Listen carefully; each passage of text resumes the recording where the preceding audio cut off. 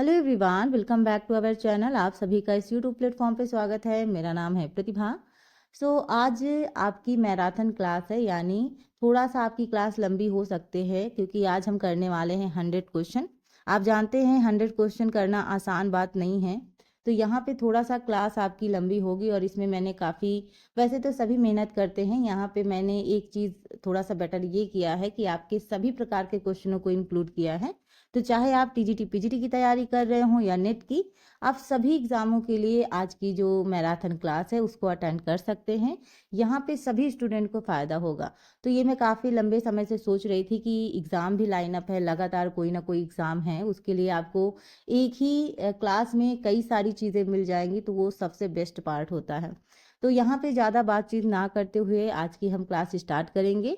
जो लोग अभी तक इस चैनल से नहीं जुड़े हैं, प्लीज़ जुड़ जाइए, क्योंकि ऐसी ही आपकी बहुत बेहतरीन क्लासेस लगातार आती रहेंगी। बस आपका सपोर्ट और प्यार चाहिए। और इस चैनल को लाइक करें और सब्सक्राइब करें और ज़्यादा से ज़्यादा लोगों को शेयर करें। बढ़ते हैं आज के पहले प्रश्न की ओर और देखते हैं कैसा प्रश्न पूछा गया है। तो लास्ट तक बने रहिएगा क्योंकि लास्ट तक भी बहुत अच्छे अच्छे क्वेश्चन हैं। चलिए देखते हैं पहला क्वेश्चन क्या पूछा गया है। पहला क्वेश्चन है आप सभी के सामने कि उच्च रक्तदाब से पीड़ित रोगी को देना चाहिए। ए है अधिक प्रोटीन युक्त आहार, बी है कम रेशा का आहार, सी है कम सोडियम आहार और डी है कम असंतृप्त वसी अम्ल आहार। तो यहाँ पे देखिए प्रश्न और बताइए इसका राइट आंसर क्या होगा। तो सभी स्टूडेंट को जल्दी जल्दी इसका आंसर करना पड़ेगा क्योंकि हम 100 क्वेश्चन करने वाले हैं और 100 क्वेश्चन आप जानते हैं भाई, 100 क्वेश्चन करने वाले हैं। 100 क्वेश्चन में समय तो लगेगा, ठीक है। तो इसलिए आपको थोड़ा सा फास्ट आंसर देना पड़ेगा। आपका ऑप्शन है लो सोडियम डाइट, यानी कम सोडियम आहार। यहाँ पे कम सोडियम आहार किस लिए? तो यहाँ पे अगर जिसका हाई ब्लड प्रेशर के मरीज़ हैं, अगर आपने उसको ज़्यादा सोडियम वाला आहार दे दिया यानी अधिक मात्रा में, तो कई सारी प्रॉब्लम आ जाएंगी। जैसे मान लो हार्ट अटैक वाली समस्या आ सकती है। तो WHO का कहना है, यानी वर्ल्ड हेल्थ ऑर्गेनाइजेशन, तो इनकी बात तो हम मानेंगे ही, कि एक स्वस्थ व्यक्ति के लिए जो दैनिक आहार में सोडियम की मात्रा है वो 2 से 4 ग्राम मतलब होना चाहिए। और अगर हम हृदय रोगी से पीड़ित जो मरीज हैं उनके लिए अगर हम बात करें प्रतिदिन मात्रा की, तो 1.5 ग्राम से ज़्यादा नहीं होना चाहिए, ठीक है। तो ये बात को ध्यान में रखिएगा। नेक्स्ट क्वेश्चन है आपका कि घर में प्रबंध कहलाता है केवल कार्य करना, बी है परिवार के मुखिया की जिम्मेदारी, सी है पारिवारिक साधनों का प्रयोग और डी है पारिवारिक लक्ष्य प्राप्ति के लिए साधनों का प्रयोग। तो वैसे भी जब भी हम कोई भी क्वेश्चन का आंसर देते हैं, हम ये देखते हैं कि कई बार क्या होता है, कुछ ऑप्शन ऐसे लिखे होते हैं जिनको हमें लगता है कि नहीं, दो ऑप्शन में से एक ऑप्शन आपको, मतलब दो ऑप्शन ऐसे हैं कि दोनों आपको सही लगते हैं, लेकिन यहाँ पे जो बेस्ट होता है वही आपको चूज करना होता है और इसी वजह से थोड़ा सा ध्यान भी देना चाहिए। यहाँ पे देखो कुछ ऑप्शन ऐसे हैं जिसको आप ऑटोमेटिक एलिमिनेट कर सकते हो कि बस ये तो आंसर होगा ही नहीं। पहली बात तो राइट आंसर की बात करें तो राइट आंसर है आपका डी, यानी use of resources to achieve family goals, यानी पारिवारिक लक्ष्य प्राप्ति के लिए साधनों का प्रयोग, ये आपका सही आंसर होगा। देखो यहाँ केवल वाला आंसर दे दिया गया, परिवार के मुखिया की जिम्मेदारी है, ये ऑलरेडी आपके सही नहीं होते। केवल वाले तो ऑलरेडी कभी भी सही नहीं होते, ठीक। नेक्स्ट है आपका, रेयान से बने वस्त्र को धोते समय धीरे धीरे हाथों से दबाने और मलने की क्रिया का प्रयोग करते हैं क्योंकि इसकी सतह बहुत चिकनी होती है, यह अधिक स्थायी नहीं है, पानी में भीगने से इसकी ताकत कम हो जाती है और ऑप्शन डी है आपका, इसमें प्राकृतिक चमक है। ठीक है, ये रहे आपके चारों ऑप्शन। अब आपको बताना है इसका राइट आंसर क्या होगा। सभी स्टूडेंट मेरे साथ साथ, भाई हम तो अपना ये काम कर रहे हैं लेकिन आपको भी कुछ ना कुछ करना पड़ेगा। वो क्या? पेन कॉपी लेके बैठे रहो और अपने नंबर काउंट करो और उसके बाद जब एंड हो जाएगी क्लास, उसके बाद मुझे कमेंट बॉक्स में अपने मार्क्स ज़रूर बताइएगा आपने कितने क्वेश्चन सही किए, ठीक है। तो यहाँ पे जो राइट आंसर है वो है आपका ऑप्शन सी, ठीक है। और यहाँ पे बात की जाए इस क्वेश्चन की, तो थोड़ा सा इस पे बात कर लेते हैं। जहाँ ज़रूरत होगी केवल वहीं पे मैं बात करूँगी, अदरवाइज नहीं। तो यहाँ पे याद रखेंगे कि पानी से रेयान की जो शक्ति होती है वो क्या हो जाती है, भीगने की वजह से एक तरीके से जो उसकी ताकत है वो कम हो जाती है। लगभग अगर हम बात करें तो 70% वो अपनी जो पावर है, वो जो अपनी शक्ति है वो क्या कर देता है, खो देता है, जिसकी वजह से वो कमज़ोर हो जाता है। तो अगर मतलब धोगे तो उससे क्या होता है, फटने का भी डर रहता है। तो थोड़ा सा हमें सावधानी बरतनी चाहिए। चलिए नेक्स्ट क्वेश्चन देखते हैं, पूछा गया है जब दो या अधिक पूरक रंग किसी पोशाक में लगाई जाए तो प्रत्येक रंग पहले से अधिक क्या होगा? चमकदार लगेगा, फीका लगेगा, गहरा लगेगा या फिर हल्का लगेगा। तो कैसा लगेगा? आप सब कहोगे अच्छा लगेगा, बट ऐसा नहीं होगा। चलिए देखते हैं राइट आंसर क्या होगा। ऑप्शन जो डी है यानी डार्क, यानी गहरा लगेगा। ठीक है, क्या लगेगा आपका? गहरा लगेगा। ये रहा। बढ़ते हैं नेक्स्ट प्रश्न की ओर और पूछा गया है आदिवासी क्षेत्रों से संबंधित एक राष्ट्रीय कार्यक्रम है SDP, बी है TDP, सी है ORT और डी है PHC। तो बताइए, यहाँ पे भी वही ऑप्शन लिखे हुए हैं, तो यहाँ हिंदी इंग्लिश आपको दोनों दिख रहे हैं। यहाँ पे इस क्वेश्चन का जल्दी जल्दी आंसर दीजिए, इसका क्या होगा? तो आदिवासी क्षेत्रों से संबंधित सरकार समय समय पर कई सारे राष्ट्रीय कार्यक्रम संचालित करती रहती है। तो यहाँ पे अगर हम राइट आंसर की बात करेंगे तो TDP इसका क्या होगा? सही आंसर होगा, यानी थर्मल डिजाइन पावर। इसका राइट मतलब क्या है? अगर हम फुल फॉर्म की बात करेंगे तो इसका जो फुल फॉर्म है वो मैं लिख देती हूँ। क्या है आपका? थर्मल डिजाइन, ठीक है, पावर। तो यहाँ पे मेरी हैंड राइटिंग पे मत जाइएगा, इस स्क्रीन में मेरी ऐसी ही बनेगी, अदरवाइज मेरी अच्छी है। ठीक है, आप जानते हैं लेफ्टी लोगों की हैंड राइटिंग अच्छी ही होती है ना। चलिए बात करते हैं नेक्स्ट प्रश्न की ओर। प्रश्नावली बनाने की क्रमिक चरण है। ए है प्रश्नों का क्रम और अनुक्रमण, बी है प्रश्नों का निर्माण, सी है संरचनाओं की पहचान करना और डी है प्रश्नों का स्वरूप तय करना। तो यहाँ पे आपको क्रम लगाना है, इसका याद रखिएगा। और ऑप्शन आपका ई है उत्तरदाताओं के लिए निर्देश लिखना। तो एक बार आप इंग्लिश में देखिए, फिर हम हिंदी की ओर बढ़ के एक एक ऑप्शन पे थोड़ा सा गौर करते हैं। तो इसका आपको सीक्वेंस लगाना है, तो लगाइए। और ऐसे क्वेश्चन UGC नेट में पूछे जाते हैं, जो लोग पहले भी UGC नेट का एग्जाम दे चुके हैं वो अच्छे से जानते होंगे।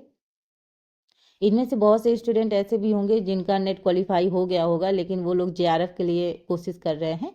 तो यहाँ पे ऐसे क्वेश्चंस ज़्यादा से ज़्यादा अटैम्प्ट करो ताकि प्रैक्टिस बनी रहे और आप एग्ज़ाम में अच्छे से कर पाओ। तो यहाँ पे देखते हैं, अगर राइट आंसर की बात करेंगे कि आपका इसका जो सीक्वेंस होगा वो कैसे लगेगा, तो देखते हैं थोड़ा सा पहले। तो देखो यहाँ पे सबसे पहले क्या होगा आपका? संरचनाओं की पहचान करना, आइडेंटिफाई करने का सबसे पहले होता है। उसके बाद प्रश्नों का स्वरूप तय करना, देन उसके बाद आपका होगा प्रश्नों का निर्माण तीसरे नंबर पे, प्रश्नों का क्रम और अनुक्रमण चौथे नंबर पे, और पांचवें नंबर पे आपका लास्ट में आएगा उत्तरदाताओं के लिए निर्देश लिखना, ये आपका 5th नंबर पे आएगा। तो इस तरीके से आपका क्या लगेगा? क्रम लगेगा। और आपका जो ऑप्शन सही होगा वो होगा आपका ऑप्शन सी, यानी CDBAE। एक बार यहाँ पे भी देख लेते हैं। तो देखो सबसे पहले आप जानते हैं आइडेंटिफाई करने के लिए सबसे पहले होता है, तो पहले सी आएगा, देन उसके बाद आपका आएगा डी, ठीक है, उसके बाद आपका होगा बी एंड देन ए, और उसके बाद लास्ट होगा आपका ई 5th नंबर पे। तो इस तरीके से आपका क्या लगेगा? क्रम लगेगा। बढ़ते हैं नेक्स्ट क्वेश्चन की ओर। पूछा गया है, ये भी आपका सीक्वेंस वाला ही है। तो बीच बीच में आपकी मैंने कहा ना कि जो लोग चाहे UGC नेट का एग्ज़ाम दे रहे हों या TGT PGT का दे रहे हों या किसी भी एग्ज़ाम का दे रहे हों जहां होम साइंस पूछा जाता है, सभी एग्ज़ामों के हिसाब से मैंने क्वेश्चन इंक्लूड किए हैं, तो किसी भी स्टूडेंट को कोई भी समस्या नहीं होगी। क्वेश्चन है, लिकर्ट सारांशित रेटिंग स्केल के निर्माण के अनुक्रमिक चरणों को व्यवस्थित करें। छोटे नमूने पर परीक्षण, वस्तुओं का निर्माण, आइटम विश्लेषण, विशेषज्ञ द्वारा वस्तुओं का मूल्यांकन, और ई है विश्वसनीयता अनुमान। तो यहाँ पे देखिएगा, तो नीचे दिए गए विकल्पों में से सही उत्तर आपको चुनना है। एक बार यहाँ देखिए, फिर हम हिंदी पे चढ़ते हैं और फिर सीक्वेंस लगाते हैं। क्वेश्चन जल्दी से देखें और सीक्वेंस लगाने की कोशिश करें कि इसका क्या होगा। ठीक है, तो यहाँ पे देखते हैं पहले। तो सबसे पहले आपका क्या होगा? वस्तुओं का निर्माण, फर्स्ट नंबर पे क्या आएगा? वस्तुओं का निर्माण। देन उसके बाद विशेषज्ञ द्वारा वस्तुओं का मूल्यांकन दूसरे नंबर पे। उसके बाद आपका होगा छोटे नमूने पर परीक्षण तीसरे नंबर पे। देन उसके बाद आइटम विश्लेषण यहाँ चौथे नंबर पे होगा, और उसके बाद होगा आपका विश्वसनीयता अनुमान यानी 5 नंबर पे। तो इस तरीके से आपका क्या लगेगा? क्रम लगेगा। और जो आपका राइट आंसर होगा वो होगा ऑप्शन बी। एक बार इंग्लिश में भी देख लेते हैं। तो यहाँ पे देखो सबसे पहले क्या सीक्वेंस लगेगा? आपका बी लगेगा, ठीक है, फर्स्ट नंबर पे आएगा। उसके बाद आपका डी आएगा, देन उसके बाद आपका आएगा ए थर्ड नंबर पे, उसके बाद आपका आएगा सी, ठीक है, 4th नंबर पे, और उसके बाद आएगा आपका ई, ठीक। कई बार होता है कि जो मूल्यांकन होता है तो आप सोचते हैं कि मूल्यांकन तो लास्ट में ही आना चाहिए। कई बार हम दो चीज़ें अपने माइंड में सेट करके रखते हैं कि भाई आइडेंटिफाई करने के लिए तो सबसे पहले आएगा, लेकिन लास्ट में क्या आएगा, मूल्यांकन आएगा, इसलिए कई बार क्वेश्चन गलत हो जाते हैं। लेकिन कुछ केसेस में, मतलब कुछ क्वेश्चन में आपको ऐसे करना चाहिए कि अच्छे से क्वेश्चन समझ के, ठीक। सो राइट आंसर मैंने जैसे आपको बताया ऑप्शन जो बी है वो आपका सही होगा, ठीक। चलिए बढ़ते हैं नेक्स्ट प्रश्न की तरफ। सो क्वेश्चन है आप सभी के सामने कि एंटी वेरी वेरी फैक्टर कहलाता है, sorry, vitamin B2, vitamin B5, vitamin B1 और विटामिन B6। तो एंटी वेरी वेरी फैक्टर कहलाता है, ये आपको बताना है। यहाँ मैं छोटा कर देती हूँ तो सारे ऑप्शन आपको दिखेंगे। So right answer is option C, यानी विटामिन B1। तो इसको हम क्या कहते हैं, इसको हम थायमिन कहते हैं। और विटामिन B1 की कमी से होने वाला रोग कौन सा है, तो वो है आपका बेरी बेरी। बी से याद ही रख सकते हैं आप, बेरी बेरी, ठीक है। बढ़ते हैं नेक्स्ट प्रश्न की तरफ, और ये आपका कथन और कारण से पूछा गया है। तो यहाँ पे देखो, आपको बताना, देखो कथन क्या पूछा गया है कि गरीबी बच्चों में कुपोषण का एक मूल कारण है, ठीक है। यानी कहा जा रहा है कि कुपोषण का जो मूल कारण है वो क्या है, गरीबी है। कारण है इसका कि गरीबी खाद्य और पोषण सुरक्षा, आवास और रहने के माहौल को प्रतिकूल रूप से प्रभावित करके संक्रमण के बढ़ते जोखिम के साथ कुपोषण में क्या कर रहा है, सहयोग करता है। तो मतलब एक तरीके से ये क्वेश्चन पूछा गया है। एक बार आप इसे इंग्लिश में देख लें और फिर आप आंसर देने की कोशिश करें। आप जानते हैं कुपोषण के बारे में, ठीक है। तो कुपोषण एक तरीके से समझ सकते हैं, शॉर्ट फॉर्म में अगर मैं बात करूं, तो अगर पोषक तत्वों की शरीर में मात्रा अत्यधिक हो गई या फिर बहुत कम हो गई, दोनों ही सिचुएशन में आप कुपोषण के शिकार हो सकते हैं, ठीक है। तो यहाँ पे एक तरीके से संतुलित भोजन की आवश्यकता होती है। अगर आपको कुपोषण से दूर रहना है, मतलब कुपोषण से बचना है, तो उसके लिए संतुलित आहार की ज़रूरत होती है, यानी जिसमें समस्त पोषक तत्व मौजूद हों और वो एक उचित मात्रा में हों, है ना। तो यहाँ पे ये चीज़ें ज़्यादा ज़रूरी हैं। और गरीबी एक ऐसा कारण है जिसकी वजह से पर्याप्त रूप में भोजन उपलब्ध नहीं हो पाता, तो इस वजह से कुपोषण की समस्या ज़्यादा उत्पन्न होती है। तो यहाँ तो देखो गरीबी एक कारण है ही, उसके साथ साथ आप जनसंख्या वृद्धि भी कह सकते हैं कि लगातार आप जानते हैं इंडिया की पॉपुलेशन कैसे बढ़ रही है, तो गॉड गिफ्टेड है मतलब बच्चे गॉड का रूप है, तो ना। तो यहाँ पे थोड़ा सा ये भी देखना पड़ेगा कि जिस हिसाब से जनसंख्या बढ़ रही है क्या सुविधाएं भी उस हिसाब से हैं, क्योंकि अगर मान लो घर में कमाने वाले एक है, खाने वाले बहुत सारे हैं, तो क्या जो चीज़ें सबको अच्छे से मिल सकती हैं वो हर किसी को मिल पाएंगी। कई सारी समस्याएं हैं, इस पे सभी बच्चे गौर कर ही रहे हैं और आने वाली जनरेशन में ये चीज़ समझ रहे हैं कि भाई जनसंख्या वृद्धि कोई अच्छी बात नहीं है, विस्फोट ही हो रहा है एक तरीके से। देखिए क्वेश्चन पे देखते हैं, तो आपका जो कथन है यानी गरीबी बच्चों में कुपोषण का एक मूल कारण है, ये सही है। कारण जो इसका बोला गया है कि गरीबी खाद्य और पोषण सुरक्षा, आवास और रहने के माहौल को प्रतिकूल रूप से प्रभावित करके संक्रमण के बढ़ते जोखिम के साथ कुपोषण में योगदान करती है। सो आपका कारण भी सत्य है, यानी पहला जो ऑप्शन है ये आपका सही होगा, यानी ए और आर दोनों सत्य हैं और आर ए का सही स्पष्टीकरण है। यहाँ पे मैंने ए आर नहीं लिखा है, केवल कथन और कारण लिखा है, तो आप सिंपल सी बात समझ जाइए कि कथन और कारण दोनों सत्य हैं और एक दूसरे को अच्छे से एक्सप्लेन भी कर रहे हैं, ठीक।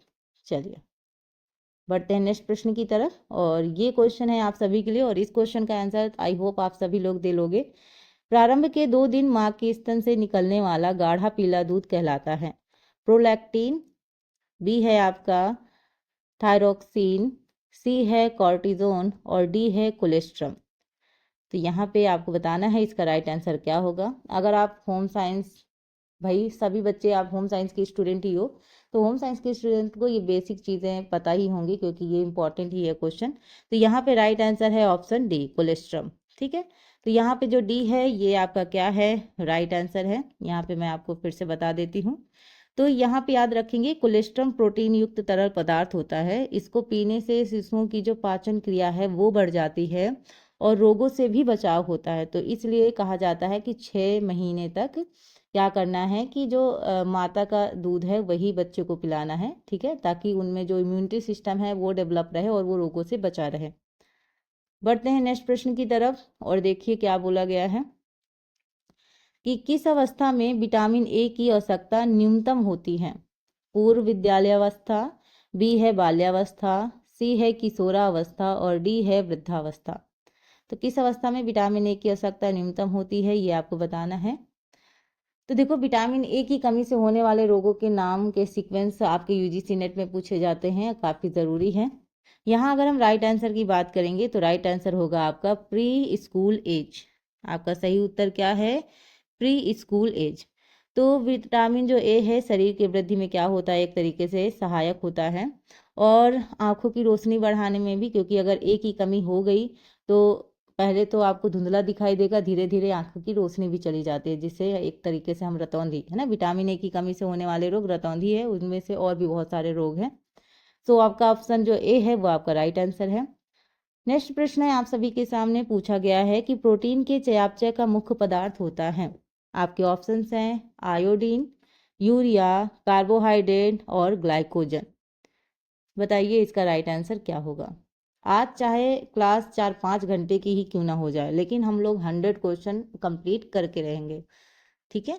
आप अगर चाहें, अगर आप थक जाएं तो बाद में भी देख सकते हैं, कोई दिक्कत नहीं है, बस क्लास पूरी ज़रूर देख लीजिएगा, क्योंकि ये इसमें हर एक स्टेप पे आपको एक नए क्वेश्चन देखने को मिलेंगे, तो ये आपको एग्ज़ाम में काफ़ी मदद करने वाले हैं।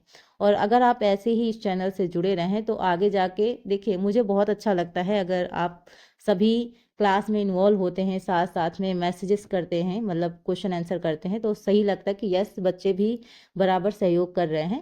तो इस वजह से मेरा मोटिवेशन और ऊपर जाता है, और इस वजह से मेरा मन करता है कि मैं आपके लिए जितना बेहतर हो सकता है उतना करूं।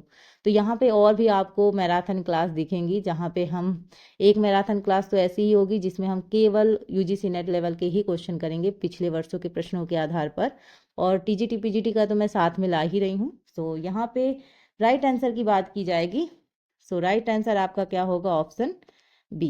यहाँ पे एक चीज़ मैं थोड़ा सा आपको बोलूँगी कि अगर इंग्लिश में आपको थोड़ा बहुत दिक्कत होगी तो प्लीज़ मैनेज कर लीजिएगा, बहुत स्ट्रांग नहीं है मेरी, लेकिन यहाँ पे थोड़ा सा सॉरी, मैंने इंग्लिश कन्वर्ट किया है, तो यहाँ पे हो सकता है थोड़ा बहुत एरर आपको दिखे, बाकी हिंदी में आपका बिल्कुल सही रहेगा।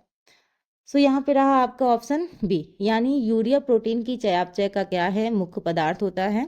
यकृत आवश्यकता से अधिक क्या करती है? अमीनो अम्ल का विखंडन करके जो बनी अमोनिया है उसको क्या करती है? यूरिया में बदलती है, जो कि उत्सर्जन तंत्र द्वारा क्या कर दिए जाते हैं? बाहर निकाल दिए जाते हैं। तो राइट आंसर आपको पता है यूरिया। बढ़ते हैं नेक्स्ट प्रश्न की तरफ। पूछा गया है आपसे कि मानव शरीर में कितने खनिज लवणों की आवश्यकता होती है, ठीक है। तो 18, 22, ऑप्शन सी है आपका 20 या फिर 24। तो बताइए इसका राइट आंसर क्या होगा। तो ये क्वेश्चन का राइट आंसर है ऑप्शन डी, यानी 24, ठीक। तो यहाँ पे मैं लिख देती हूँ कितना है आपका राइट आंसर, 24। यहाँ पे एक चीज़ याद रखेंगे कि 4 से 5% अंश किसका होता है? खनिज लवणों का होता है, और खनिज लवण रक्षात्मक भोज्य पदार्थ माने जाते हैं। चलिए बढ़ते हैं नेक्स्ट प्रश्न की तरफ, देखते हैं क्या पूछा गया है।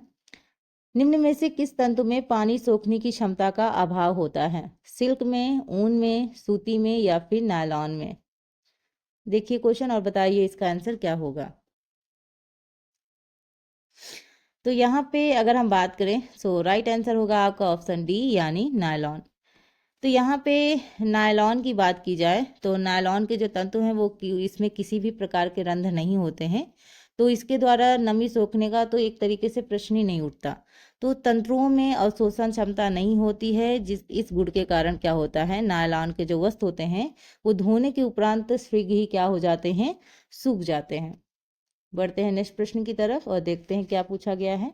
इंपॉर्टेंट है ये क्वेश्चन। अंडे से कीड़ा बनने तक की अवस्थाओं का कौन सा क्रम सही है, ये आपको बताना है। अंडा, प्यूपा, लार्वा और कीड़ा। अंडा, लार्वा, प्यूपा, कीड़ा।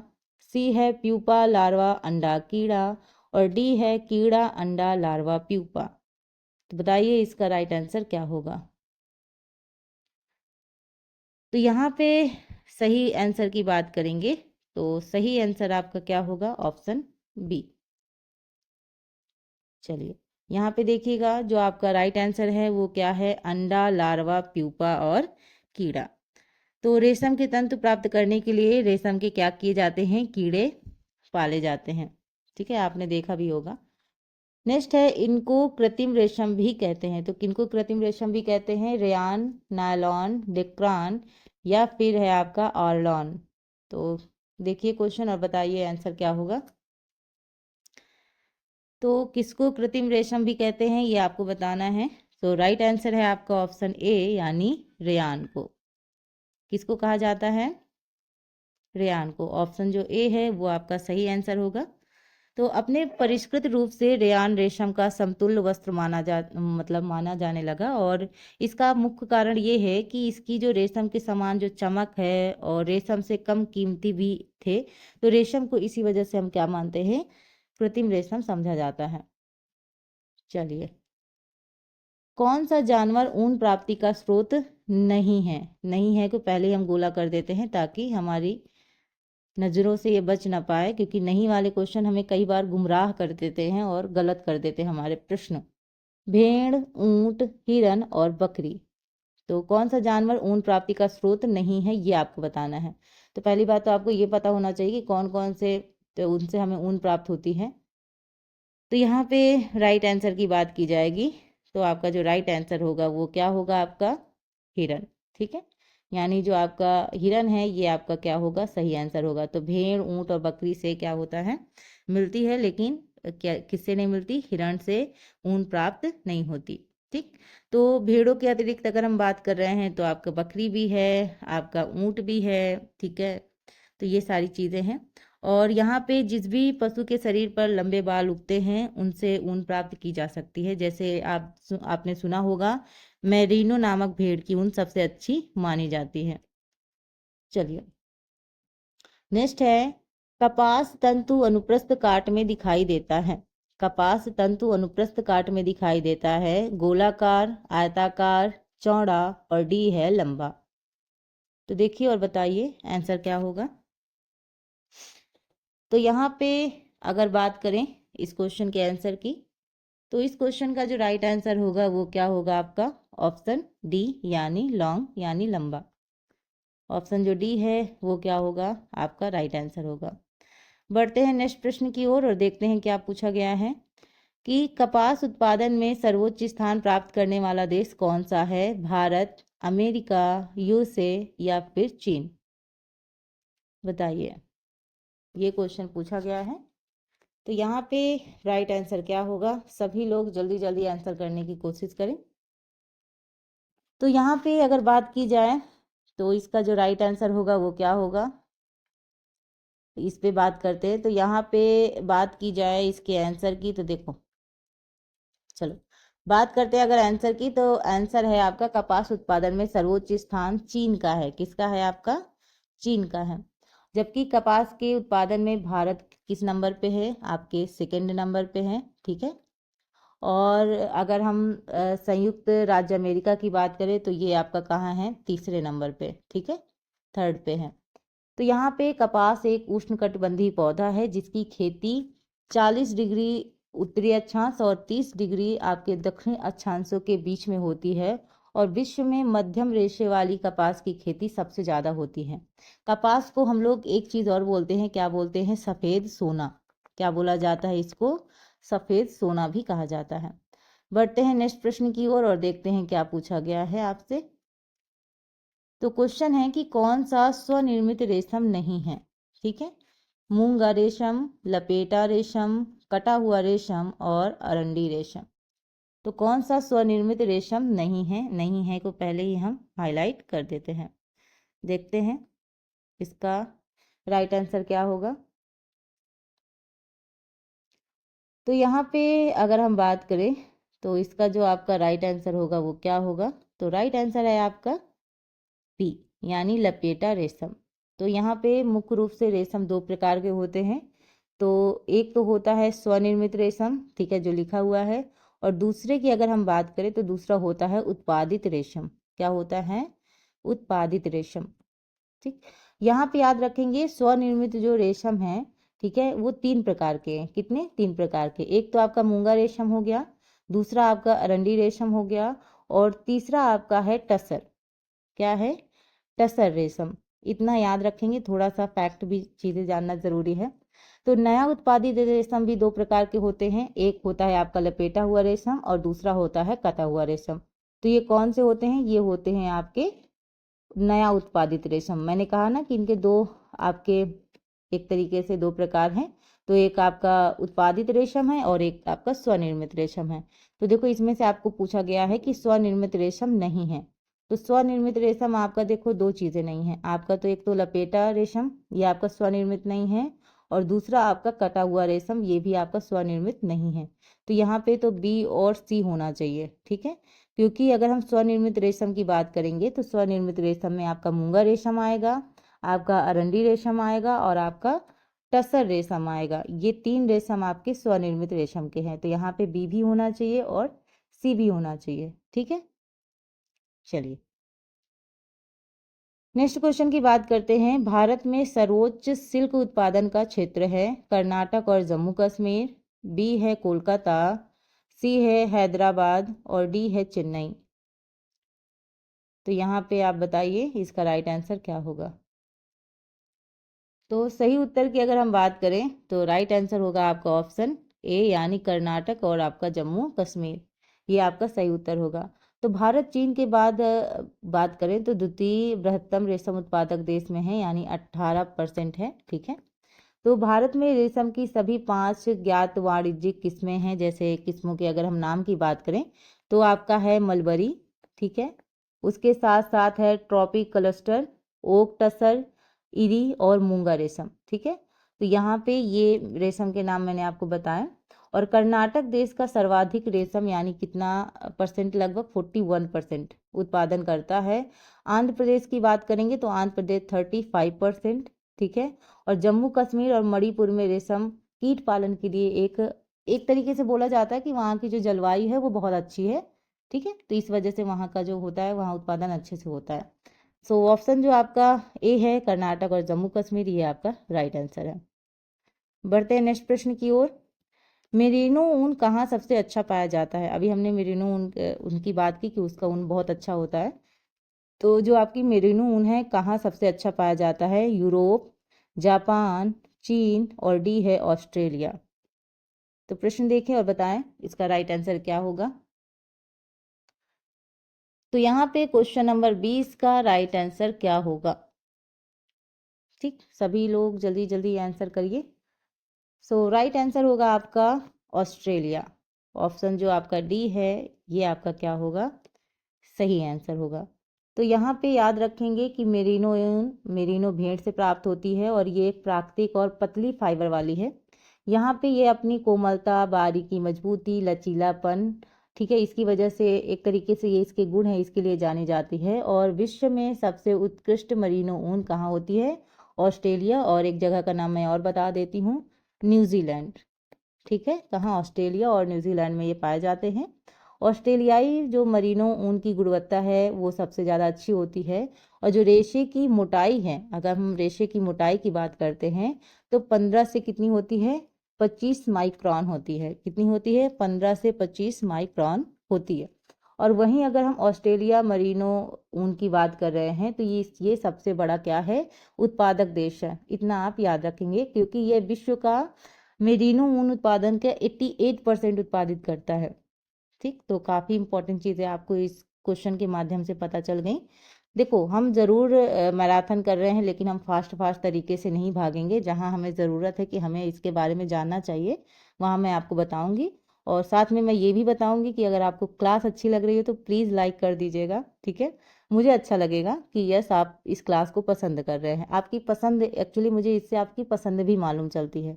दो रीज़न है, एक रीज़न तो मैं आपको ऑलरेडी हमेशा ही बताती हूँ। ये तंतु लंबे अविरल होते हैं और मीटर से मापे जाते हैं। आपके ऑप्शंस हैं रेशा, तंतु रेशा, एस ट्विस्ट और जेड ट्विस्ट। तो यह तंतु लंबे अविरल होते हैं और मीटर से मापे जाते हैं। आपको बताना है किनकी बात हो रही है। सभी लोग आंसर करें और बताइए इसका जो राइट आंसर होगा वो क्या होगा। तो यहाँ पे अगर हम बात करते हैं, मुझे लग रहा है मैंने दो दो बार नहीं 3 3 बार लिख दिया है, ये देखिए, ठीक है।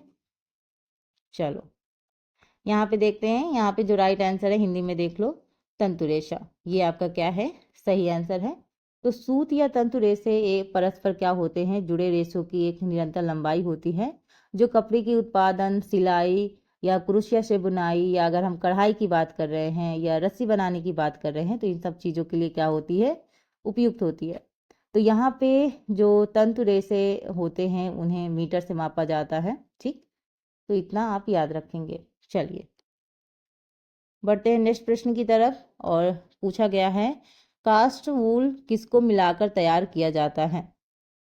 कच्चा ऊन, कपास तथा धागा, सी है सूती तथा ऊनी, और डी है केवल ऊन या ऊनी आप कह दो इसको।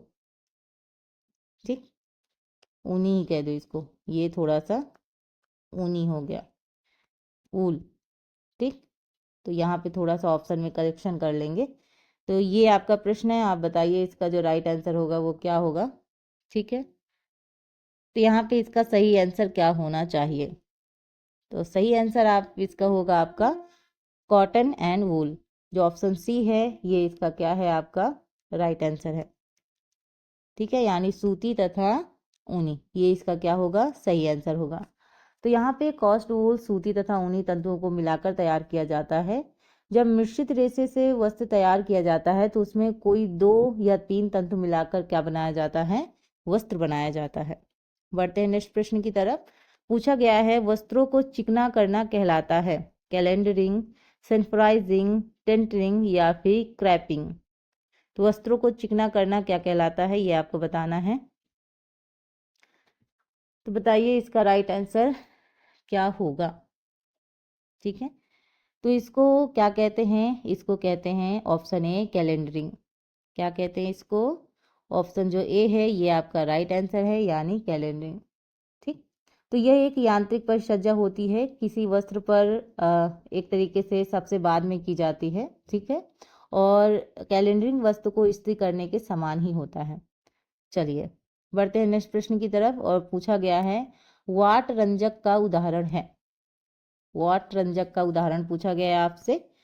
ऑप्शन देखते हैं, इंडिगो, बी है हल्दी, सी है काला नमक, और डी है नमक। तो काला नमक है ये, और यहाँ बताइए राइट आंसर क्या होगा। तो यहाँ पे राइट आंसर की बात करेंगे तो राइट आंसर आपका होगा इंडिगो। ऑप्शन जो आपका ए है इंडिगो, ये आपका क्या है, सही उत्तर होगा। यहाँ पे थोड़ा सा अगर हम बात करें तो इंडिगो एक प्रकार के पौधे की पत्तियों से क्या होती है, बनाई जाती है, और इसे साधारण बीज से ही रेडी किया जाता है। यह नीला वस्त्र पर एक तरीके से थोड़ा सा हल्का नीला रंग लाता है। ठीक है, इतना याद रखेंगे बस। चलो नेक्स्ट है आपका, सर्वाधिक स्टार्च पाया जाता है अरारोट, चावल, रीठा या फिर आलू।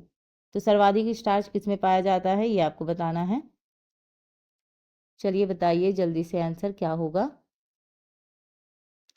तो यहाँ पे अगर हम राइट आंसर की बात करेंगे तो राइट आंसर आपका होगा ऑप्शन ए, यानी अरारोट।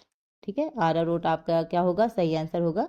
तो स्टार्च में कार्बन, हाइड्रोजन और ऑक्सीजन मिले होते हैं और एक पौधे से बनता है। तो वस्त्रों में कलप देने पर वस्त्रों में क्या आ जाता है, एक तरीके से कड़ापन आ जाता है। चलिए नेक्स्ट है आपका, रेयान वस्त्रों के धब्बों को छुड़ाने के लिए प्रयोग करना चाहिए। ठीक है, तो आपके ऑप्शंस हैं रासायनिक, भौतिक, प्राकृतिक, और डी है साबुन। ये देखिए प्रश्न और बताइए आंसर क्या होगा। तो यहाँ पे अगर हम बात करें राइट आंसर की तो राइट आंसर आपका होगा ऑप्शन ए, यानी केमिकल, यानी आपकी बात हो रही है रासायनिक की। ठीक है, ऑप्शन जो ए है ये आपका राइट आंसर है। तो रेयान के वस्त्रों को धोने से पहले यह जान लेना चाहिए, ठीक है, कि पदार्थों की क्या प्रतिक्रिया होती है। यहाँ पे इतना याद रखेंगे कि ऐसे वस्त्रों में धब्बे हटाने के लिए एल्युमिनियम हाइड्रोक्साइड का क्या किया जाता है, प्रयोग किया जाता है। किसका, याद रखिएगा, एल्युमिनियम हाइड्रोक्साइड। मैं इसलिए नहीं लिख रही हूँ क्योंकि आप जानते हैं लिखने में बहुत ज़्यादा क्लियर नहीं दिखता है, इसलिए मैं बोल रही हूँ, तो आप लिख सकते हैं। ठीक, नेक्स्ट प्रश्न है आप सभी के सामने, परिसज्जा का उद्देश्य है। ऑप्शन ए है आकर्षक बनाना, बी है आसानी से धोना, सी है आसानी से सुखाना, और डी है आपका आसानी से मलना।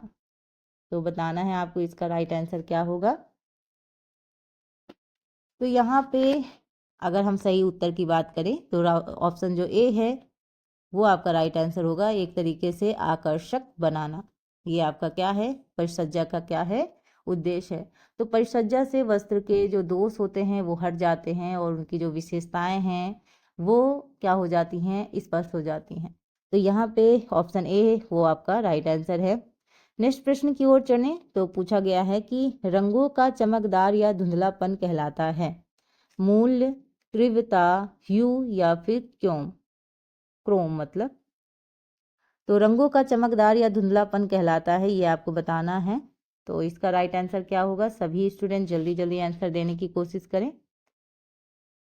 तो यहाँ पे अगर बात की जाए इसके राइट आंसर की, सो राइट आंसर आपका होगा, क्या होगा आपका ऑप्शन, बताइए। ऑप्शन जो डी है ये आपका सही आंसर है। तो यहाँ पे रंगों का चमकदार या धुंधला पर क्रोमा, ठीक है, क्रोम नहीं क्रोमा कह दो इसको, थोड़ा सा यहाँ पे थोड़ा करेक्शन कर दो, क्रोम की जगह क्रोमा कर दो। और क्रोमा तथा जो घनत्व है, ठीक है, वो कहलाता है। और घनत्व और क्रोमा वर्ण की शुद्धता से क्या होते हैं, उत्पन्न होते हैं। तो जो वर्ण जितना शुद्ध होगा उतना ही उसमें क्या होगा, घनत्व होगा।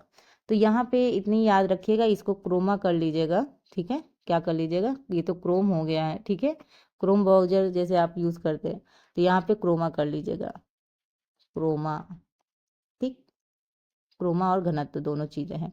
नेक्स्ट क्वेश्चन है आप सभी के सामने, मांसपेशियों में निम्न एकत्र होने से शारीरिक थकान उत्पन्न होती है। तो क्या एकत्र होने से शारीरिक थकान उत्पन्न होती है, ऑक्सीजन व लैक्टिक अम्ल, बी है साइट्रिक अम्ल, सी है कार्बन डाइऑक्साइड व लैक्टिक अम्ल, और डी है नाइट्रोजन और लैक्टिक अम्ल। तो शरीर में क्या चीज़ एकत्र हो जाने से थकान उत्पन्न होती है, ये आपको बताना है और बताइए इसका राइट आंसर क्या होगा।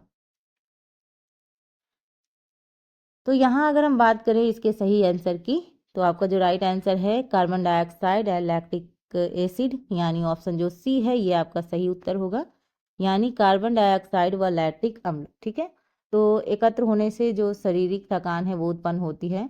तो मांसपेशियां के निरंतर कार्य करने पर ऑक्सीजन की क्या हो जाती है, कमी हो जाती है, और किण्वन के कारण क्या होता है, लैक्टिक अम्ल बन जाता है। तो लैक्टिक अम्ल के बनने से क्या हो जाता है, जो हमारे शरीर में थकान ये सब उत्पन्न हो जाती है। तो यहाँ ऑप्शन जो सी है ये आपका राइट आंसर है। नेक्स्ट क्वेश्चन पूछा गया है कि एंजेल ने निम्न का बजट में कोई प्रावधान नहीं रखा है, ठीक है, किसका बजट में कोई प्रावधान नहीं रखा है ये आपको बताना है। आपके ऑप्शन है आय, बी है व्यय, सी है बचत और डी है मूल्यांकन। यानी एंजल ने किन चीज़ों का मतलब कोई प्रावधान नहीं रखा है, ठीक है, निम्न मतलब ये जो ऑप्शन दिए हैं इनकी बात हो रही है। तो आपको बताना है इसका राइट आंसर क्या होगा। तो यहाँ पे अगर हम बात करेंगे तो राइट आंसर क्या होगा, तो राइट आंसर आपका क्या होगा, ऑप्शन जो सी है यानी बचत, ये इसका क्या है, सही उत्तर है। तो एंजिल द्वारा जो प्रतिपादित बजट संबंधी नियम हैं उनके द्वारा बजट का उल्लेख कहीं पे भी नहीं है। तो आधुनिक मान्यताओं के हिसाब से समाज के प्रत्येक वर्ग के बजट में अनिवार्य रूप से नियमित बजट का क्या करना चाहिए, प्रावधान होना चाहिए। तो एंजिल के हिसाब से हम बात कर रहे हैं तो बचत आपका राइट आंसर है। अगले प्रश्न की ओर बढ़ें तो क्वेश्चन पूछा गया है कि जैसे जैसे आय वृद्धि होती है निम्न पर होने वाला व्यय का प्रतिशत घटता जाता है। यानी निम्न मतलब ऑप्शंस की बात हो रही है। तो जैसे जैसे आय वृद्धि होती है व्यय का प्रतिशत घटता जाता है, किसका, दवा, भोजन, आवास और डी है वस्त्र। तो बताइए इसका राइट आंसर क्या होगा, क्वेश्चन नंबर 33 ठीक है, बताइए इसका राइट आंसर क्या होगा। सभी लोग आंसर करने की जल्दी जल्दी कोशिश करिए। तो यहाँ पे अगर हम सही आंसर की बात करते हैं और राइट आंसर देखें तो इसमें से जो राइट आंसर होगा वो क्या होगा, तो वो होगा आपका ऑप्शन बी यानी फूड। क्या होगा आपका, ऑप्शन बी यानी भोजन, ठीक है। तो भोजन इसका क्या है, राइट आंसर है। यानी एक तरीके से अगर बात की जाए तो पारिवारिक बजट के विषय में एक लोकप्रिय जो नियम है एंजिल ने जो प्रस्तुत किया है, जिसकी हमने अभी पहले भी बात की है। तो इस नियम के हिसाब से जैसे जैसे आय में क्या होती है, वृद्धि होती है, परिवार द्वारा भोजन और जो खाद्य सामग्री पर किए जाने वाला व्यय है वो क्या होता है, प्रतिशत उसका घटता जाता है। इतना याद रखेंगे तो ऑप्शन बी इसका राइट आंसर होगा। नेक्स्ट प्रश्न की बात करें तो पूछा गया है आपसे, क्वेश्चन क्या है, थोड़ा सा इसको छोटा करते हैं। हाँ, क्वेश्चन पूछा गया है कि संप्रेषण प्रक्रिया में ग्रहणकर्ता शाब्दिक और अशाब्दिक संदेश का विश्लेषण करता है, जो प्रेषक भेजता है उसे कहते हैं कोडिंग, डिकोडिंग, इनकोडिंग और प्रीकोडिंग। तो संप्रेषण प्रक्रिया में ग्रहणकर्ता शाब्दिक और अशाब्दिक शब्द मतलब संदेश का विश्लेषण करता है, जो प्रेषक भेजता है उसे कहते हैं, क्या कहते हैं, ये आपको बताना है। देखिए क्वेश्चन, तो कम्युनिकेशन से ये क्वेश्चन आया है, तो यहाँ से क्वेश्चन आपके पूछे जाते हैं, आप सभी को इसका राइट आंसर देना है। इसका राइट आंसर क्या होगा? तो यहाँ पे राइट आंसर की बात करें तो राइट आंसर आपका होगा डिकोडिंग, ठीक है, यानी ऑप्शन जो आपका बी है ये आपका क्या होगा, सही आंसर होगा। तो यहाँ पे संप्रेषण प्रक्रिया में जो ग्रहणकर्ता प्रेषक द्वारा भेजे गए शाब्दिक और अशाब्दिक संदेश का विश्लेषण करता है उसे हम क्या कहते हैं, डिकोडिंग कहते हैं। तो सूचना देने वाला सूचना देने से पहले नियम को अपने तरीके से क्या करता है, परिवर्तित करता है, जिसे हम क्या कहते हैं, इनकोडिंग कहते हैं। ठीक, तो इनकोडिंग, डिकोडिंग। नेक्स्ट प्रश्न है, गरीबी रेखा की गणना की जाती है, ठीक है, तो गरीबी रेखा की गणना कैसे की जाती है? प्रति व्यक्ति आय, बी है कुल पारिवारिक आय, सी है कुल भूमि और डी है कुल जायदाद। बताइए, देखिए प्रश्न और बताइए इसका आंसर क्या होगा। तो यहाँ पे अगर हम बात करें तो इसका जो राइट आंसर है वो क्या होगा, वो होगा आपका ऑप्शन ए, यानी प्रति व्यक्ति आय। ऑप्शन जो ए है ये इसका सही उत्तर होगा। तो यहाँ पे देखते हैं जो ऑप्शन पहला दिया हुआ है, यानी गरीबी रेखा की गणना प्रति व्यक्ति आय द्वारा की जाती है। गरीबी रेखा के लिए सरकार ने बीपीएल कार्ड जारी किया है। आप जानते हैं, अगर आप सर्वे वगैरह करते हैं तो आपको पता होगा, जैसे अभी कुछ टाइम पहले पारिवारिक मतलब परिवार सर्वेक्षण चल रहे थे, जनगणना तो कुछ पता आता नहीं है, लेकिन यहाँ पे पारिवारिक जो सर्वेक्षण होता है उसमें भी लोग घर घर जाके सदस्यों का नाम वगैरह लिखते हैं और सारी डिटेल वगैरह लेते हैं। तो वहाँ पे आपने देखा होगा कि गांव में जब हम जाते हैं तो दो कार्ड होते हैं, एक तो बीपीएल होता है, एक एपीएल होता है। तो एपीएल मतलब गरीबी रेखा से ऊपर और जो बीपीएल होता है मतलब गरीबी रेखा से एक तरीके से नीचे। तो उनको सुविधाएं वगैरह मिलें और मिलती भी हैं, कई सारी सुविधाएं भी मिलती हैं, ऐसा नहीं है। तो यहाँ पे अगर बात करें तो जो बीपीएल है वो है, ठीक है, तो उनके पास एक कार्ड होता है। ठीक, नेक्स्ट प्रश्न पूछा गया है आपसे, तो यहाँ पे तो पूछा गया है कि भूरी क्रांति संबंधित है गेहूं, तेल तथा तेल बीज, फूल और डी है उर्वरक। तो सभी स्टूडेंट जल्दी जल्दी आंसर करें इसका राइट आंसर क्या होगा। तो इसका राइट आंसर होगा आपका ऑप्शन डी, यानी उर्वरक। ठीक है, ऑप्शन जो डी है यानी उर्वरक आपका राइट आंसर है। अगर इसी में पूछ लिया जाए आपसे पीली क्रांति का संबंध किससे है, तो आप बता सकते हैं तिलहन से है, गेहूं चावल वगैरह तो हरित क्रांति के अंतर्गत आता है। तो ये सारी चीज़ें आप बता सकते हैं। तो देखो, इसको भूरी क्रांति भी कह सकते हैं या धूसर क्रांति कह सकते हैं, दोनों चीज़ें कह सकते हैं। तो ये उर्वरक उपभोग में वृद्धि से क्या होती है, रिलेट होती है। बढ़ते हैं नेक्स्ट प्रश्न की तरफ। पूछा गया है, अतिसार त्वचाशोथ और अवसाद के लक्षण हैं चर्मगाह, जीवाशोथ, क्वाशियोरकर और डी है मेरास्मस। तो यहाँ पे बताएंगे कि इसका जो राइट आंसर है वो क्या होगा। तो यहाँ पे अगर हम बात करें राइट आंसर की, तो आपका जो राइट आंसर इसका होगा वो कौन सा होगा। तो यहाँ पे चर्मग्राह ये इसका सही आंसर है। इसको एक और नाम से जानते हैं, इसको नाम से जानते हैं पेलेग्रा। क्या कहते हैं, पेलेग्रा रोग भी कहा जाता है या पेलाग्र रोग भी आप कह सकते हैं। तो ये किसकी वजह से होता है, ये विटामिन B5 की कमी की वजह से होता है, या हम कह सकते हैं निकोटीन अम्ल की कमी से होता है। ठीक, बढ़ते हैं नेक्स्ट प्रश्न की तरफ। और पूछा गया है कि मिल्क शेक उदाहरण है, ए है स्वच्छ तरल आहार, बी है पूर्ण स्वच्छ आहार, सी है हल्का आहार और डी है उपरोक्त में से कोई नहीं। सो आपको बताना है इसका जो राइट आंसर है वो क्या होगा। ठीक है, तो यहाँ पे जो आपका ऑप्शन है वो है कंप्लीट क्लीन डाइट। ठीक है, यानी एक तरीके से जो आपका आंसर है वो है आपका पूर्ण स्वच्छ आहार, ये आपका आंसर होगा। तो यहाँ पे जो मिल्क शेक है वो दूध, चीनी और मेवे के प्रयोग से बनाया जाता है और आप जानते हैं कि दूध को एक संपूर्ण आहार कहा जाता है क्योंकि उसमें समस्त पोषक तत्व पाए जाते हैं। बढ़ते हैं नेक्स्ट प्रश्न की ओर और पूछा गया है आपसे कि ICDS प्रारंभ किया गया था। ईयर आपसे पूछा गया है 1979, 1976, 1975 और 1980। तो आपको बताना है ICDS प्रारंभ किया गया था। इसका ईयर आप सभी बताइए क्या होगा। तो इसके ईयर की बात करेंगे तो इसका जो ईयर है वो है आपका ऑप्शन सी यानी 1975। याद रखिएगा 2 अक्टूबर 1975 में ये प्रारंभ किया गया था। तो जिसको हम कहते हैं समेकित बाल विकास सेवा के अंतर्गत 6 वर्ष के बच्चों और जो गर्भवती महिलाएं हैं उनके लिए क्या होती हैं सेवाएं मतलब उपलब्ध कराई गई। तो ये इतना याद रखेंगे। नेक्स्ट है आपका चीनी का जेली में कार्य है। चीनी का जेली में क्या कार्य है। बैक्टीरिया को निष्क्रिय करना, बी है अतिरिक्त जल को जेली में बांध कर रखना, सी है स्वादिष्ट बनाना और डी है रंग प्रदान करना। देखिए प्रश्न और बताइए कि शुगर का जेली में क्या काम होता है। ठीक है, तो यहाँ पे आप सभी बताएंगे इसका आंसर क्या सही होगा। सो राइट आंसर है आपका ऑप्शन ए यानी बैक्टीरिया को निष्क्रिय करना। तो यहाँ पे ऑप्शन जो ए है ये आपका सही होगा।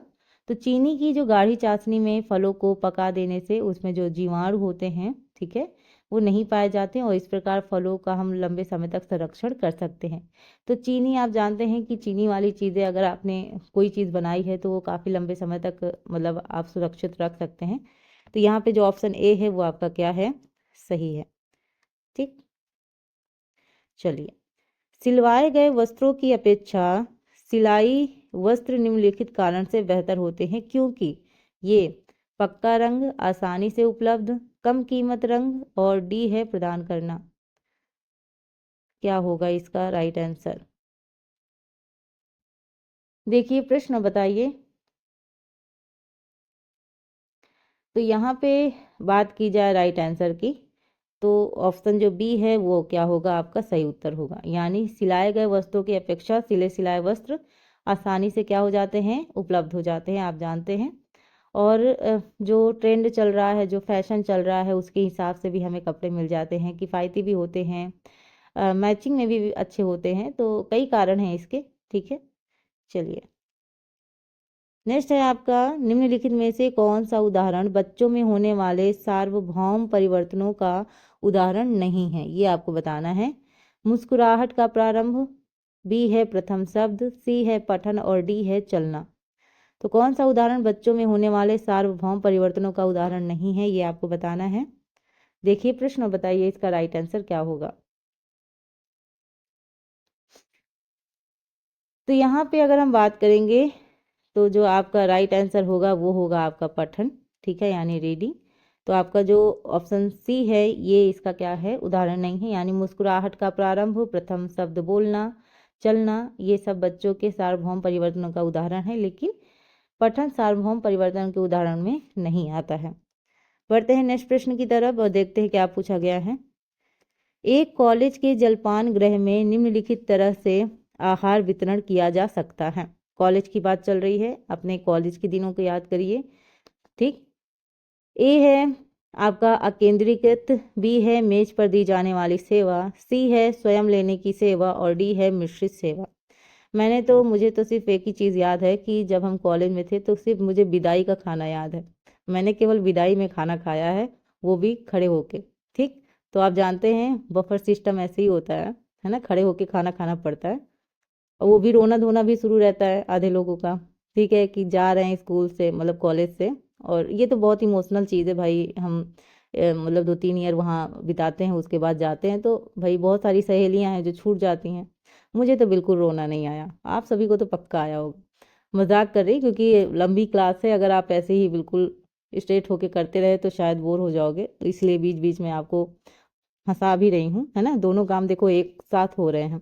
यहाँ पे बात करते हैं इस क्वेश्चन की।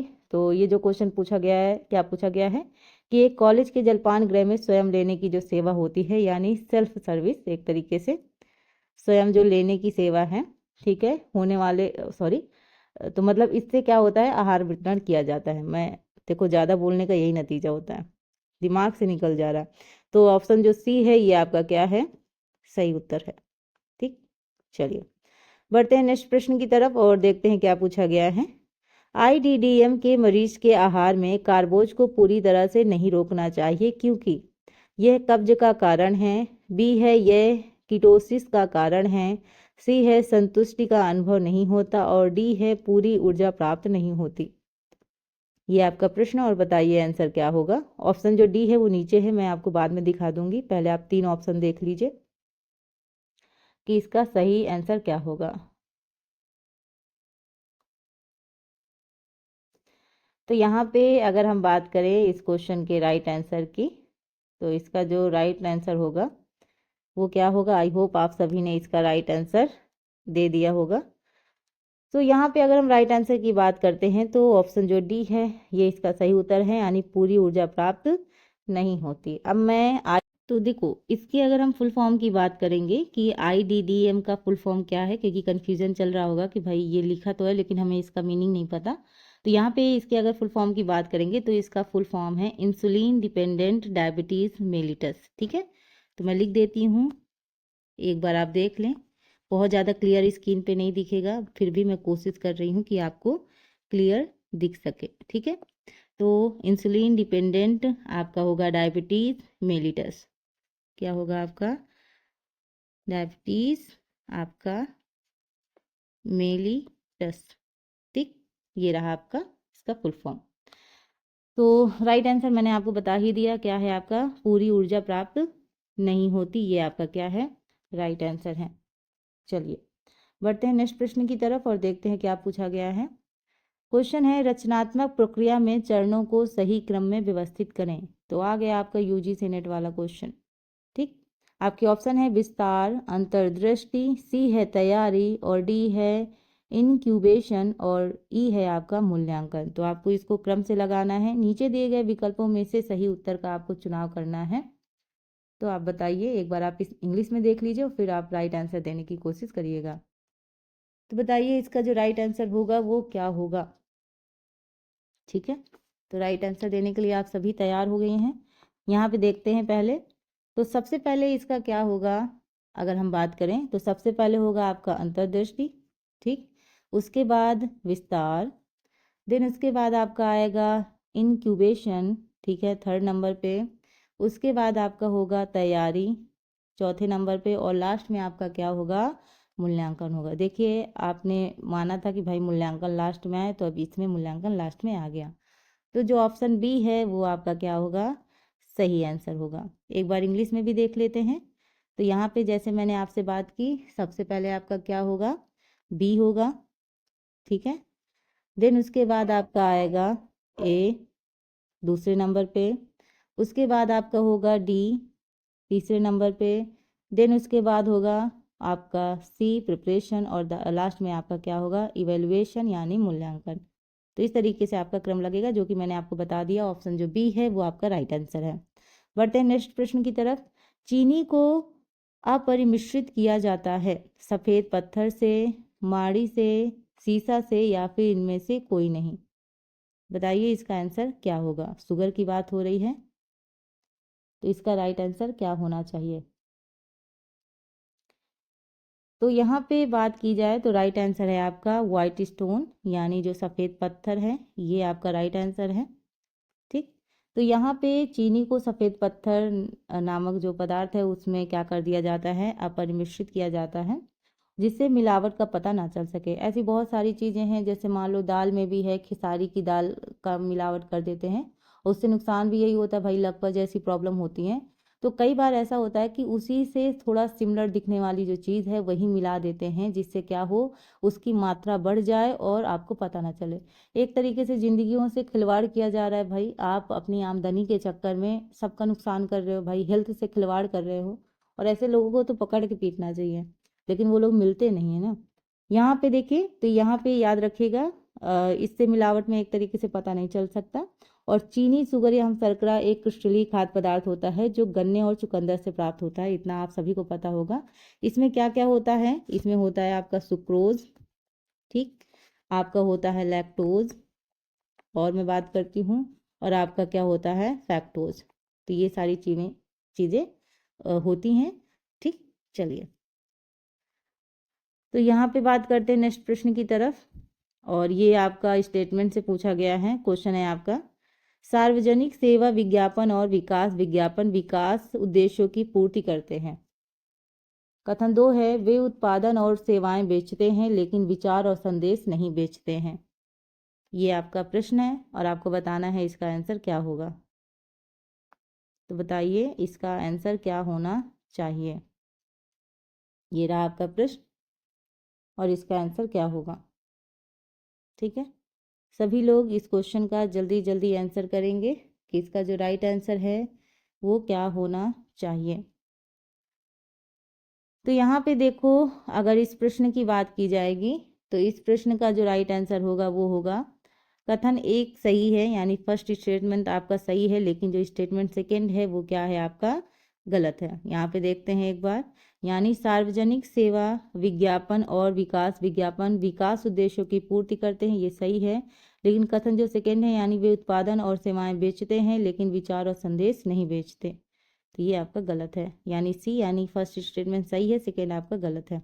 ठीक, ये आपका statement first is correct but statement second is incorrect. Next question है, निम्न में से क्या प्रौढ़ शिक्षा कार्यक्रम में जरूरी आवश्यकता नहीं है। ए है लचीला पाठ्यक्रम, बी है आवश्यकता में आधार पर पाठ्यक्रम, सी है योजनाबद्ध अधिगम और डी है प्रतिपुष्टि। बताइए, नहीं है वाला चीज़ है, इसको ये गोला कर दो। अब बताओ इसका आंसर क्या होगा। तो यहाँ पे बात की जाए तो ऑप्शन जो डी है, यानी फीडबैक यानी प्रतिपुष्टि, ये आपका राइट आंसर है। यानी प्रौढ़ शिक्षा कार्यक्रम में जरूरी आवश्यकता प्रतिपुष्टि नहीं है कि योजनाबद्ध अधिगम होना लचीला पाठ्यक्रम प्रौढ़ शिक्षा के लिए क्या है जरूरी है, प्रौढ़ शिक्षा के लिए। ठीक है, चलिए नेक्स्ट प्रश्न पे आते हैं। ये भी आपका विकथन और कारण से पूछा गया है। क्वेश्चन क्या है आपका कि एक डॉक्टर भविष्य में संक्रमण के प्रसार को रोकने के इरादे से एक टीका विकसित करता है, लेकिन यह लोगों को नुकसान पहुंचाता है, इसे आक्रामक कृत्य नहीं माना जा सकता। यानी एक डॉक्टर है, भविष्य में संक्रमण से मतलब एक तरीके से प्रसार को रोकने के इरादे से एक टीका विकसित करता है, लेकिन यह लोगों को क्या करता है, नुकसान पहुंचाता है, तो इसे आक्रामक कृत्य नहीं माना जा सकता। आपका रीज़न क्या है, आक्रामक व्यवहार का एक महत्वपूर्ण पहलू अभिनेता के व्यवहार के पीछे की मंशा है, यानी वो सच में क्या सोचते हैं, नुकसान पहुंचाना चाहते हैं नहीं करना चाहते, वो है नुकसान पहुंचाने वाले सभी व्यवहारों को आक्रामकता नहीं माना जाना, मतलब माना जाता है, नहीं माना जाता है। ये आपसे क्वेश्चन है, तो आपको बताना है कि राइट आंसर क्या होगा, कि भाई दोनों कथन सही हैं या एक कथन सही है, क्या एक दूसरे को एक्सप्लेन कर रहे हैं। तो बताइए इसका आंसर क्या होगा। क्वेश्चन पढ़िए और राइट आंसर देने की कोशिश करिए। ठीक, चलिए यहाँ पे अगर बात की जाए इस क्वेश्चन की, तो यहाँ पे जो आपका राइट आंसर होगा वो क्या होगा, जो ऑप्शन ए है ये आपका सही उत्तर है, यानी both A and R correct और R is the correct explanation of A. यानी देखो अभिकथन, यानी एक डॉक्टर भविष्य में संक्रमण के प्रसार को रोकने के इरादे से एक टीका विकसित करता है, लेकिन यह लोगों को नुकसान पहुंचाता है, इसे आक्रामक कृत्य नहीं माना जा सकता। और कारण क्या है, आक्रामक व्यवहार का एक महत्वपूर्ण पहलू अभिनेता के व्यवहार के पीछे की क्या है, मंशा है। तो ऑप्शन जो ए है ये आपका राइट आंसर है। बढ़ते हैं नेक्स्ट प्रश्न की तरफ, और पूछा गया है अनौपचारिक, ठीक है, शिक्षा होगी। ठीक है, यहाँ पे थोड़ा सा करेक्ट कर लीजिएगा, अनौपचारिक शिक्षा होगी। यहाँ पे शिक्षा मैं लिख देती हूँ। तो अनौपचारिक शिक्षा उसके लिए है, ऑप्शन है आपके जो औपचारिक शैक्षिक कार्यक्रम में प्रवेश नहीं पा सकते, जो अशिक्षित हैं पर सीखने का प्रोत्साहन नहीं है, सी है जो वास्तव में गरीब हैं, और डी है जो पत्र व्यवहार कर सकते हैं पर कक्षा में नहीं कर सकते। ये रहा आपका प्रश्न, और बताइए इसका राइट आंसर क्या होगा। मिरर नहीं होगा, एजुकेशन होगा, शिक्षा मैंने कहा। ठीक है, इनफॉर्मल एजुकेशन होगा। क्या होगा आपका, एजुकेशन। एजुकेशन का मेरे हैंड राइटिंग से ई भी नहीं समझ में आ रहा, नहीं चलिए, यहाँ पे अगर हम राइट आंसर की बात करेंगे तो राइट आंसर आपका क्या होगा, ऑप्शन ए। ठीक है, ऑप्शन जो ए है वो आपका सही उत्तर है, यानी जो औपचारिक शैक्षिक कार्यक्रमों में प्रवेश नहीं पा सकते, ये आपका क्या होगा, राइट आंसर होगा। ठीक है, तो यहाँ पे अनौपचारिक शिक्षा में पूर्व निर्धारित पाठ्यक्रम नहीं होते हैं, केवल उपयोगी जो तकनीकी ज्ञान है उनकी शिक्षा दी जाती है। बढ़ते हैं नेक्स्ट प्रश्न की तरफ। यदि किसी खाद्य सेवा इकाई का मालिक बहुआयामी दृष्टिकोण अपनाते हैं लेकिन समन्वय और एकीकरण में असफल रहता है, तो इस दृष्टिकोण का सबसे अच्छा वर्णन करने वाला शब्द है। आपके ऑप्शन है चयनात्मक विधि दृष्टि, बी है गुणन विधि दृष्टि, सी है समर्थन प्रणाली दृष्टिकोण और डी है शॉटगन दृष्टिकोण। तो बताइए इसका राइट आंसर क्या होगा। प्रश्न पढ़िए और राइट आंसर देने की कोशिश करिए। तो यहाँ पे अगर इसके आंसर की बात की जाए तो इसका जो राइट आंसर होगा वो होगा आपका ऑप्शन डी, शॉटगन दृष्टिकोण। तो यहाँ पे जो क्वेश्चन पूछा गया है वो है महिलाओं एवं बच्चों का चहुमुखी विकास किस कार्यक्रम का प्रतिबल है। ठीक है, तो ऑप्शंस हैं आपके समेकित ग्रामीण विकास कार्यक्रम, बी है गृह विकास प्रसार शिक्षा, सी है DWCRA कार्यक्रम और डी है न्यूनतम आवश्यकताओं के विकास कार्यक्रम। तो ये आपका प्रश्न है, आपको बताना है इसका जो राइट आंसर है वो क्या होगा। तो अगर हम सही उत्तर की बात करेंगे तो सही उत्तर इसका क्या होगा, ऑप्शन जो सी है यानी DWCRA प्रोग्राम, यानी इसको कहते हैं development of women and children in rural areas. ठीक है, इसका फुल फॉर्म है, याद रखिएगा, कई बार हमें फुल फॉर्म नहीं पता होती है, तो यहाँ पे याद रखेंगे जो ऑप्शन सी है वो आपका राइट आंसर है। तो ग्रामीण महिलाएं शिशु विकास कार्यक्रम का इसका एक तरीके से अंग्रेजी नाम है, और यहाँ पे जो गरीबी रेखा के नीचे बसर कर रही जो महिलाएं हैं, जो बच्चे हैं, उनकी आर्थिक और सामाजिक विकास के लिए ये कार्यक्रम है।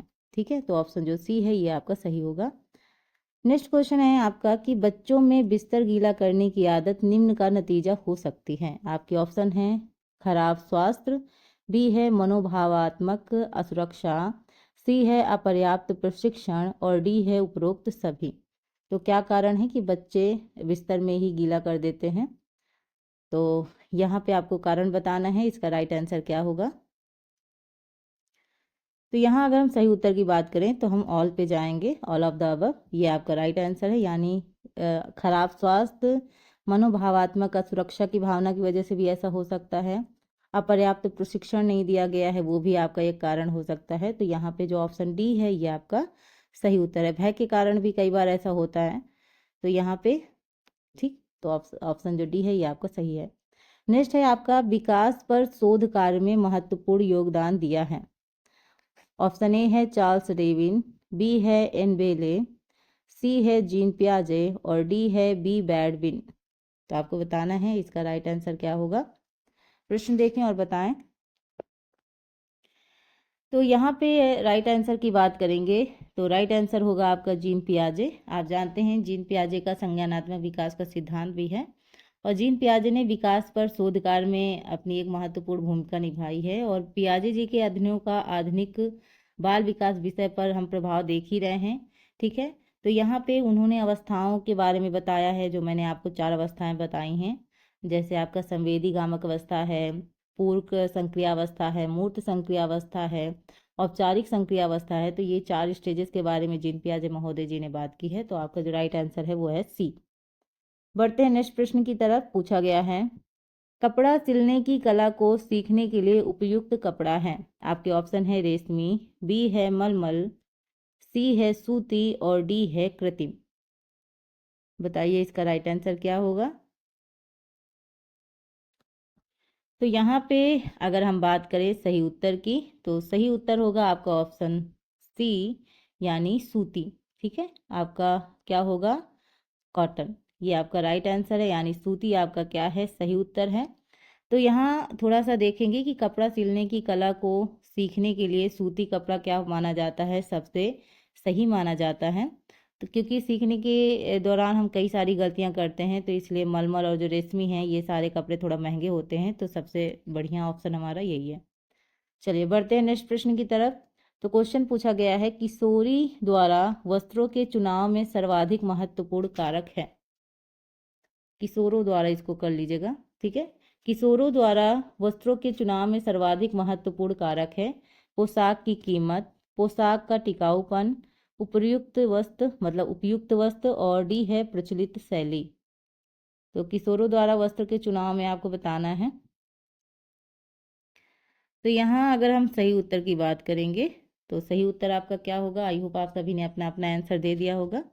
तो यहाँ पे थोड़ा सा फैशन पर ज़्यादा ध्यान दिया जाता है, यानी जो आपका ऑप्शन डी है यानी प्रचलित शैली, यानी जो ट्रेंड चल रहे हैं, ठीक है, जो प्रचलित शैलियाँ हैं उन पे ज़्यादा फोकस किया जाता है, फैशन के हिसाब से वो कपड़ों का चयन करते हैं। तो यहाँ पे बढ़ते हैं नेक्स्ट क्वेश्चन के साथ। तो ग्लूकोमा संबंधित है डायबिटीज, ग्लूकोज, आंखें या फिर ऊर्जा। ठीक, तो ग्लूकोमा आपसे पूछा गया है, बताइए इसका आंसर क्या होगा? तो यहाँ पे राइट आंसर है ऑप्शन सी यानी आपकी आंखें। तो ऑप्शन जो सी है यानी आंखें, ये इसका सही उत्तर है। तो ग्लूकोमा या इसको हम सबल काय भी कहते हैं, क्या कहते हैं इसको? सबल काय, ठीक है। तो ये आंखों से संबंधित रोग होता है। जलीय विषम और कछाव वैश्य में ये पाए जाने वाले तरल पदार्थ का एक तरीके से दबाव अधिक हो जाने के कारण क्या होता है, जो दृष्टि है वो क्षतिग्रस्त हो जाती है, जिससे रोगी को दिखाई नहीं पड़ता। एक तरीके से हम इसको काले मोतियाबिंद के नाम से जान सकते हैं। क्या कहते हैं इसको? काले मोतियाबिंद। ठीक, चलिए।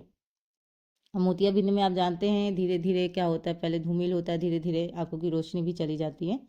तो यहाँ पे होगा विश्व खाद्य दिवस मनाया जाता है, पूछा गया है 9 अक्टूबर, 16 अक्टूबर, 10 अक्टूबर या फिर 20 अक्टूबर। तो विश्व खाद्य दिवस आपसे पूछा गया है। तो यहाँ देखिए और बताइए इसका राइट आंसर क्या होगा? तो राइट आंसर होगा इसका 16 अक्टूबर। ऑप्शन जो बी है ये आपका सही उत्तर है। तो संयुक्त राष्ट्र संघ की 1945 में खाद्य एवं कृषि संगठन की स्थापना दिसंबर 16 अक्टूबर के सम्मान में विश्व भर में प्रतिवर्ष ये क्या किया जाता है, मनाया जाता है। बढ़ते हैं नेक्स्ट प्रश्न। पहली पंचवर्षीय योजना लागू की गई 1947, 1951, 1948 या फिर 1952। बताइए प्रथम पंचवर्षीय योजना, ठीक है। तो फर्स्ट 5 ईयर प्लान को आपको बताना है इम्प्लीमेंट कब हुआ। तो यहाँ पे अगर हम बात करें तो राइट आंसर होगा आपका ऑप्शन बी, ठीक है, यानी आपका 1 अप्रैल 1951। याद रखिएगा 1 अप्रैल 1951 ये आपका सही उत्तर होगा। तो प्रथम पंचवर्षीय योजना हेराल्ड डोमर के मॉडल पर आधारित थी, जिसमें कृषि और सिंचाई को मुख्य प्राथमिकता दी गई। किसको? कृषि और सिंचाई को प्राथमिकता दी गई। तो इसी पंचवर्षीय योजना में सन 1952 में सामुदायिक विकास कार्यक्रम और 1953 की बात करें तो राष्ट्रीय प्रसार सेवा क्या हुआ, शुरू हुआ। तो भाखड़ा नागल, दामोदर घाटी, हीराकुंड, ये सब बहुउद्देशीय जो नदी घाटी परियोजनाएं हैं इसी योजना की देन है। तो इस योजना से संबंधित कई सारे फैक्ट आ सकते हैं, तो इसलिए हमारे लिए जानना ज़रूरी भी है। सो ऑप्शन बी आपका राइट आंसर है। बढ़ते हैं नेक्स्ट प्रश्न की तरफ। तो किस वैज्ञानिक के अनुसार नवजात शिशु एक कोरी स्लेट के समान होता है? आपके ऑप्शन हैं जॉन लॉक, बी हरलॉक, सी है चार्ल्स डार्विन और डी है फ्रॉयड। तो बताइए किसके अकॉर्डिंग होगा ये कि मतलब कोरी स्लेट की तरह मानते हैं? तो सभी लोग राइट आंसर देने की कोशिश करें, और अगर ये क्लास आपको पसंद आ रही है तो लाइक शेयर सब्सक्राइब ज़रूर करें और प्यारा सा कमेंट ज़रूर दें। वैसे मैं बोलती तो हमेशा हूँ, लेकिन वो आपकी मर्ज़ी के हिसाब से है। बेसिकली आपको सुविधा होनी चाहिए, आप क्लास ले रहे हैं यही मेरे लिए अच्छी बात है कि जो हम आपके लिए बना रहे हैं वो आप तक पहुँच रही हैं चीज़ें, यही मेन इम्पॉर्टेंट है। बाकी लाइक और सब्सक्राइब ये तो बात की चीज़ें हैं, वो इंसान अपने हिसाब से करता है। जो उसे पसंद आएगा तो लाइक करेंगे, नहीं आएगा तो नहीं करेंगे। बेसिकली हमारा मानना बस इतना है कि आप खुश रहो, आपके लिए जो बेस्ट है वो आप तक पहुँचे बस। तो यहाँ पे देखिएगा राइट आंसर की बात करें तो राइट आंसर के हिसाब से आपका जो ऑप्शन होगा जॉन लॉक, ये आपका राइट आंसर है, ठीक है।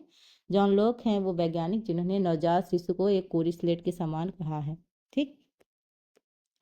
नेक्स्ट क्वेश्चन है, तेज आवाज सुनकर बच्चा हाथ ऊपर उठा लेता है, वह कहलाता है। ए है रूटिंग प्रतिवर्ती क्रिया, बी है बेबिंस्की प्रतिवर्ती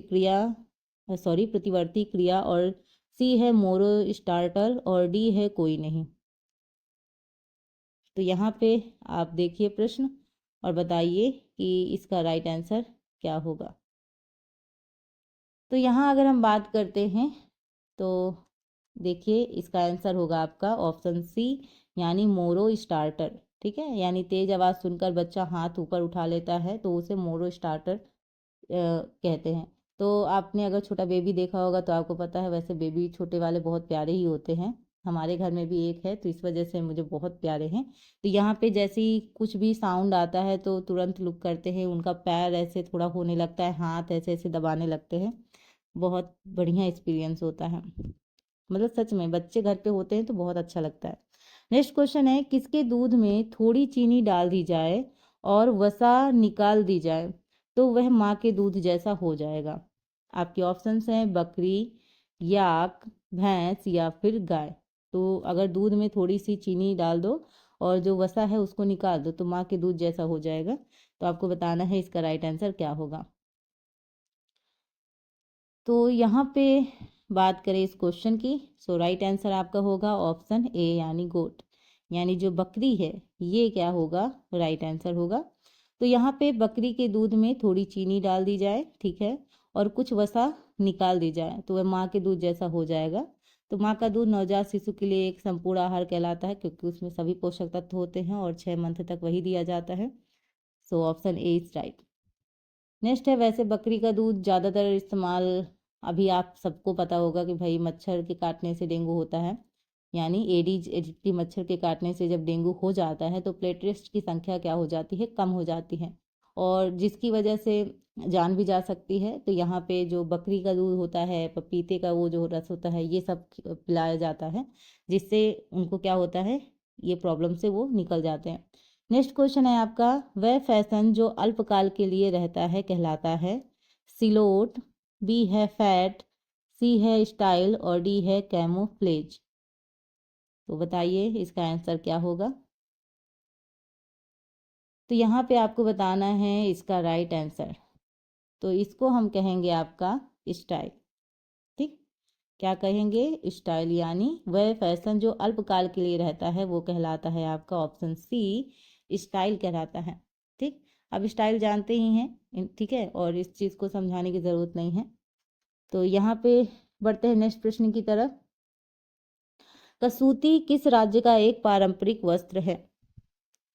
ऑप्शन ए है पंजाब, बी है काठियावाड़, सी है उत्तर प्रदेश, और डी है कर्नाटक। तो बताइए इसका आंसर क्या होगा। चलिए जल्दी जल्दी आप सभी लोग इस क्वेश्चन का आंसर देने की कोशिश करें और बताएं इसका राइट आंसर क्या होगा। तो यहाँ पे अगर हम कसूती की बात कर रहे हैं तो कसूती का जो राइट आंसर होगा वो होगा आपका दक्षिण भारत के कर्नाटक राज्य का क्या है, एक तरीके से पारंपरिक वस्त्र है। इसमें कमल, रथ, हाथी, पालकी, मयूर, बैल, तोते, तुलसी का पेड़, नदी, इन सब से क्या की जाती है, कढ़ाई के मतलब एक तरीके से की जाती है। तो कसूती कढ़ाई के नमूने धार्मिक प्रसंगों और जो स्थानीय वास्तुशिल्प है इसको इफेक्ट करती है। तो आपका जो ऑप्शन डी है यानी कर्नाटक, ये आपका क्या होगा, राइट आंसर होगा। बढ़ते हैं नेक्स्ट प्रश्न की तरफ और देखते हैं क्या पूछा गया है। प्रसिद्ध मधुबनी पेंटिंग किस राज्य से है, इसको तो आप सभी बता लोगे। बिहार, गुजरात, राजस्थान और उत्तर प्रदेश। तो मुझे लग रहा है कि मेरी आवाज़ अब धीरे धीरे स्लो हो रही है ना। जैसे जैसे हम 100 की ओर बढ़ रहे हैं धीरे धीरे वॉल्यूम स्लो हो रहा है मेरा, क्योंकि एनर्जी डाउन हो रही, शायद ऐसा हो नहीं सकता। चलिए, तो यहाँ पे राइट आंसर की बात की जाए तो बिहार आपका क्या होगा, सही उत्तर होगा। तो ऑप्शन जो ए है ये आपका क्या है, राइट आंसर है। तो मधुबनी चित्रकारी जिसे मिथिला की कला कहते हैं, ठीक है, तो यहाँ पे इसकी विशेषता क्या है कि चटकीले और विषम रंगों से भरे गए जो रेखा चित्र है और इसमें आकृतियाँ होती हैं। तो यहाँ पे प्राकृतिक चीज़ों का भी इस्तेमाल होता है, बहुत सारी चीज़ें बनाई जाती हैं। तो यहाँ पे मधुबनी एक जगह का नाम भी है बिहार में, ठीक, तो इसके नाम पर पेंटिंग का नाम पड़ा है। नेक्स्ट प्रश्न है आप सभी के लिए, अरिस्टबेस्टस है सेलुलोजिक तंतु, मिनरल तंतु, संश्लेषित तंतु या फिर प्रोटीन तंतु? तो बताइए इसका आंसर क्या होगा। तो यहाँ पे अगर हम सही आंसर की बात करेंगे तो ऑप्शन जो आपका बी है मिनरल फाइबर्स, ये आपका राइट आंसर है, यानी मिनरल तंतु। ठीक है, तो एस्बेस्टास के जो तंतु हैं विशेष प्रकार के चट्टानों से प्राप्त किए जाते हैं और ये कोमल, बारीक और उज्ज्वल और लंबे होते हैं। तो ये तंतु ताप के क्या होते हैं, कुचालक होते हैं, याद रखेंगे। और इस पर जंग या तेजाब का कोई भी प्रभाव नहीं पड़ता है, तो सबसे इम्पोर्टेंट चीज़ यही है। ठीक है, तो यहाँ पे किसकी बात हो रही है, ठीक। चलिए बात करते हैं नेक्स्ट प्रश्न की। थोड़ा सा जूम कर लेते हैं ताकि अच्छे से क्लियर दिखाई दे। हाँ जी, क्वेश्चन है आप सभी के सामने, वह कपड़े जो हथकरघे से सीधे निकल जाते हैं और उन पर किसी प्रकार की परिसज्जा ना की जाए वह कहलाते हैं। एक बार मैं फिर से पढ़ देती हूँ। वह कपड़े जो हथकरघे से सीधे निकल जाते हैं और उन पर किसी प्रकार की परिसज्जा ना की जाए वह कहलाते हैं श्रीजिंग, स्कोरिंग, ग्रे गुड्स या फिर डिसाइजिंग। क्या कहते हैं उसको, ये आपको बताना है। प्रश्न देखिए और बताइए इसका आंसर क्या होगा। तो यहाँ पे अगर हम राइट आंसर की बात करेंगे तो राइट आंसर होगा ग्रे गुड्स। तो ऑप्शन जो सी है ये इसका क्या है, राइट आंसर है। ठीक है, याद रखेंगे। तो यहाँ पे करघे से जो उतरा हुआ वस्त्र है वो आकर्षक रहित होता है और इसे आकर्षक बनाने के लिए यानी अट्रैक्टिव बनाने के लिए स्कोरिंग, विरंजक, रेजन और जो मुद्रण होते हैं उनकी जो क्रियाएं होती हैं वो की जाती हैं। ठीक है, तो यहाँ पे याद रखिएगा कि वो क्या कहलाते हैं, ग्रे गुड्स कहलाते हैं। बढ़ते हैं नेक्स्ट प्रश्न की तरफ। क्वेश्चन पूछा गया है, नॉन स्टिक बर्तनों में टेफ्लॉन कोटिंग किसकी है? पॉलीटेट्राफ्लोरोएथिलीन, बी है पॉलीटेट्राफ्लोरीन, सी है पॉलीफ्लोरीन और डी है इनमें से कोई नहीं। तो प्रश्न देखिए और बताइए इसका आंसर क्या होगा। ठीक है, तो आप सभी को इसका आंसर देना है। सभी लोग आंसर देने की कोशिश करें कि इसका राइट आंसर क्या होगा। तो यहाँ पे राइट आंसर होगा आपका ऑप्शन ए, यानी पॉलीटेट्राफ्लोरोएथिलीन, ये आपका क्या होगा, राइट आंसर होगा ऑप्शन ए। तो नॉन स्टिक बर्तनों में टेफ्लॉन कोटिंग वाली पॉलीटेट्रा जो फ्लोरोएथिलीन है ये होती है। तो जो टेफ्लॉन है एक संश्लेषित फ्लोरो बहुलक है जिसकी खोज डॉक्टर आपके राय ब्रैकेट ने की थी।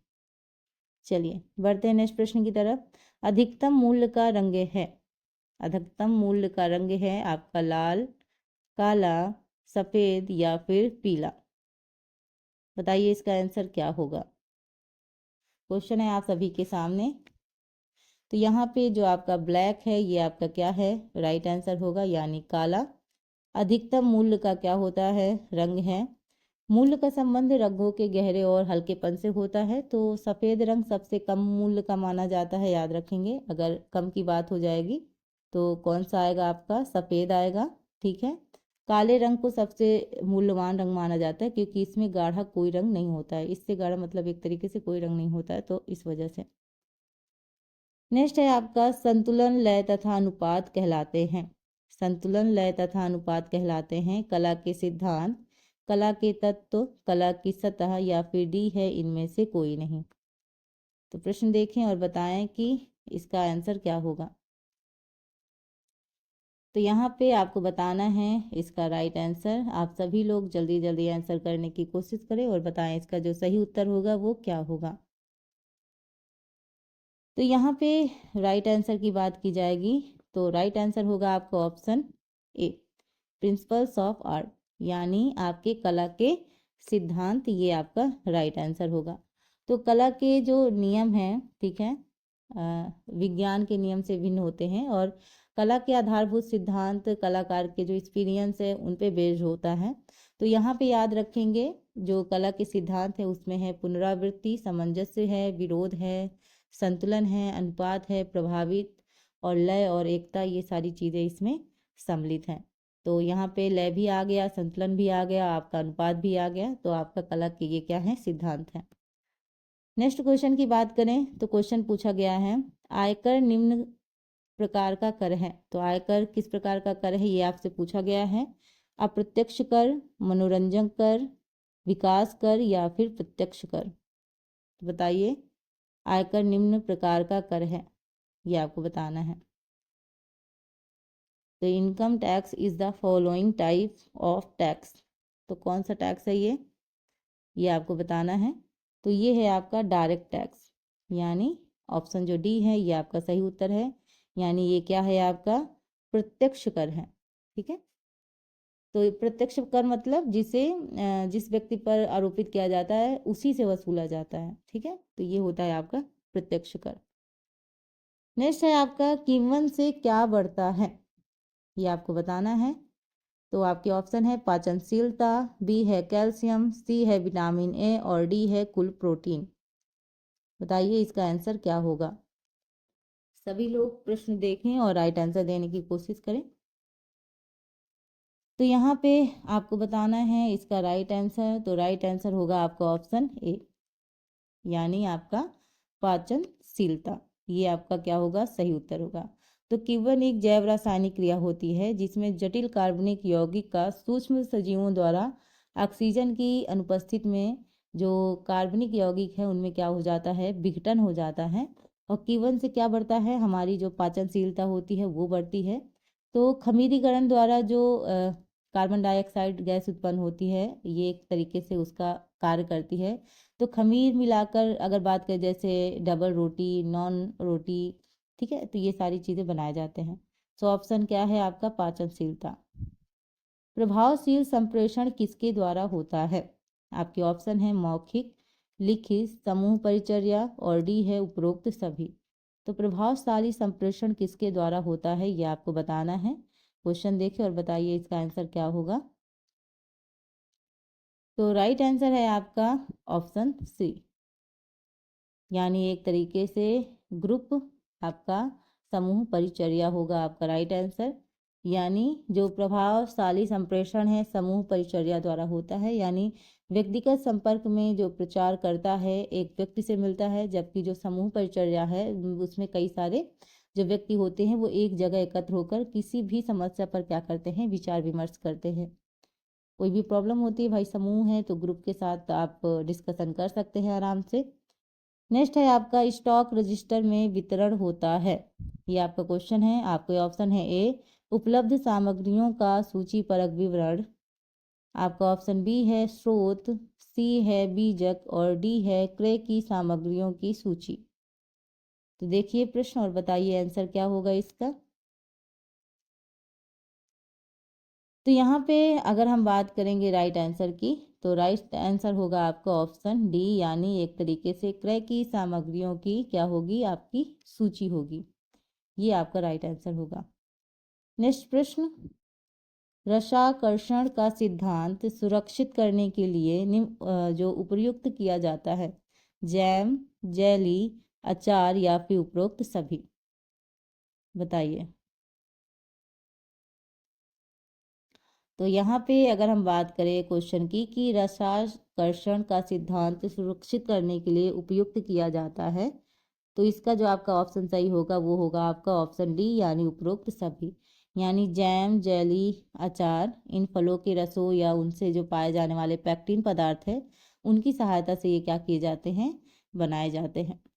नेक्स्ट प्रश्न की ओर बढ़ें। तो डिब्बा, जो बंद डिब्बा युक्त भोज्य पदार्थ में भूरी बिंदी दर्शाता है कि भोजन है, शाकाहारी है कि मांसाहारी है कि अंडा युक्त है या फिर तरल है। तो अगर भूरी बिंदी बनी हुई है तो आपको क्या पता चलता है कि ये खाना कैसा है।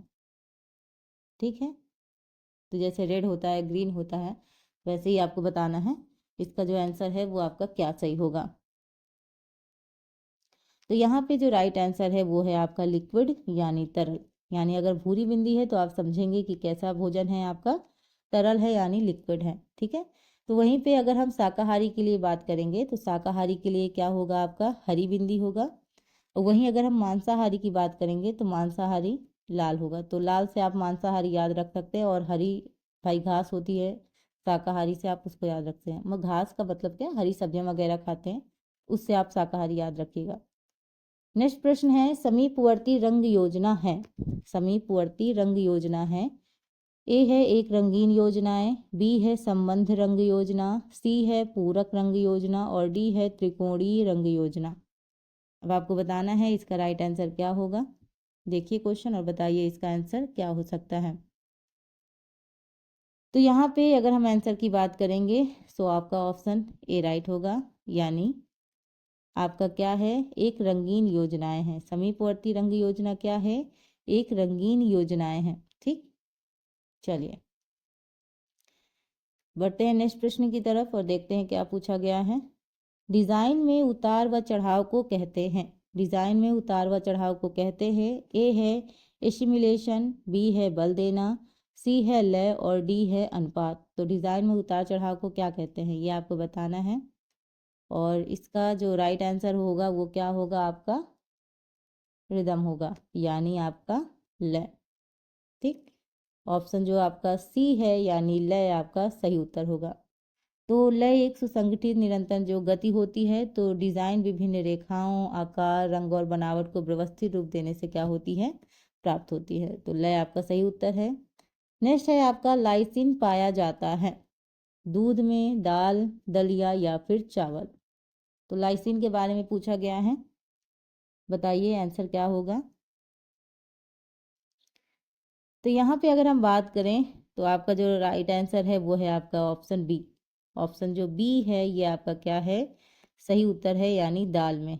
ठीक है, किस में होता है, दाल में। तो लाइसिन एक प्रकार का अमीनो एसिड है जो विटामिन युक्त कई पूरक तत्वों में पाया जाता है। तो प्रोटीन के जैव संश्लेषण में ये क्या होता है, इंपॉर्टेंट होता है, और यह हमारे शरीर में क्या होता है, संश्लेषित नहीं होता है।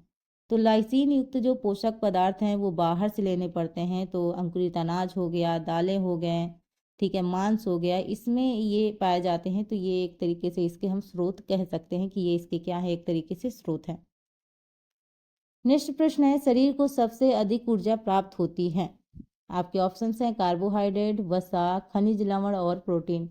तो शरीर को सबसे अधिक ऊर्जा प्राप्त होती है, और आप जानते हैं सभी को ऊर्जा की ज़रूरत है, तो आप तो जानने की इच्छुक होंगे कि भाई शरीर में सबसे ज़्यादा ऊर्जा कहाँ से मिलती है।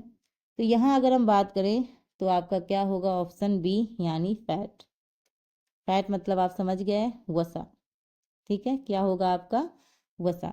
तो याद रखेंगे आप कि शरीर की ऊर्जा प्रदान करने वाले अगर पोषक तत्व की बात करें तो आपका वसा है, आपका कार्बोहाइड्रेट है, और आपका क्या है, प्रोटीन है, जिससे हमें क्या मिलती है, एनर्जी मिलती है।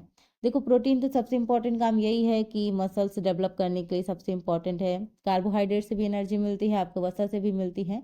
शरीर की सबसे अधिक ऊर्जा वसा द्वारा होती है, जैसे मतलब 1 ग्राम वसा में आपको 9 किलो कैलोरी ऊर्जा प्राप्त होगी। वहीं अगर हम 1 ग्राम कार्बोहाइड्रेट की बात करेंगे तो 4.1 मिलेगा। तो इस तरीके से आप याद रखेंगे।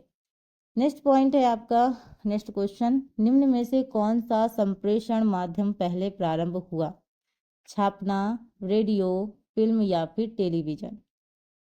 बताइए इसका आंसर क्या होगा। सभी स्टूडेंट जल्दी जल्दी इस क्वेश्चन का आंसर दे। सो यहाँ पे अगर हम आंसर की बात करेंगे तो आंसर क्या होगा, आंसर होगा आपका ऑप्शन ए। ठीक है, यानी छापना, ये आपका क्या होगा, राइट आंसर होगा।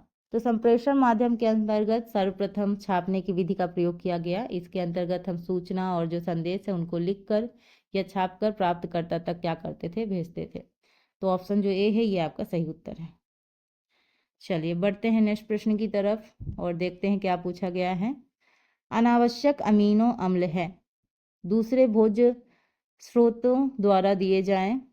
बी है शरीर द्वारा उत्पादित हों, सी है शरीर में आवश्यक ना हो, और डी है शरीर द्वारा निष्कासित किया जाए। तो प्रश्न देखिए और बताइए इसका आंसर क्या होगा। तो 82 क्वेश्चन तक हम पहुंच चुके हैं। देखिए हिम्मत होनी चाहिए क्वेश्चन करने की। देखिए हम बैठे बैठे, मैंने तो फ़ैन भी नहीं चलाया, जब से मैं क्वेश्चन 1 से स्टार्ट कर रही हूँ अभी तक मैंने फ़ैन भी नहीं चलाया। मच्छर काट रहे सो अलग, पक्का मुझे डेंगू मलेरिया में से कुछ हो जाएगा। ना ना, ऐसा नहीं हो सकता।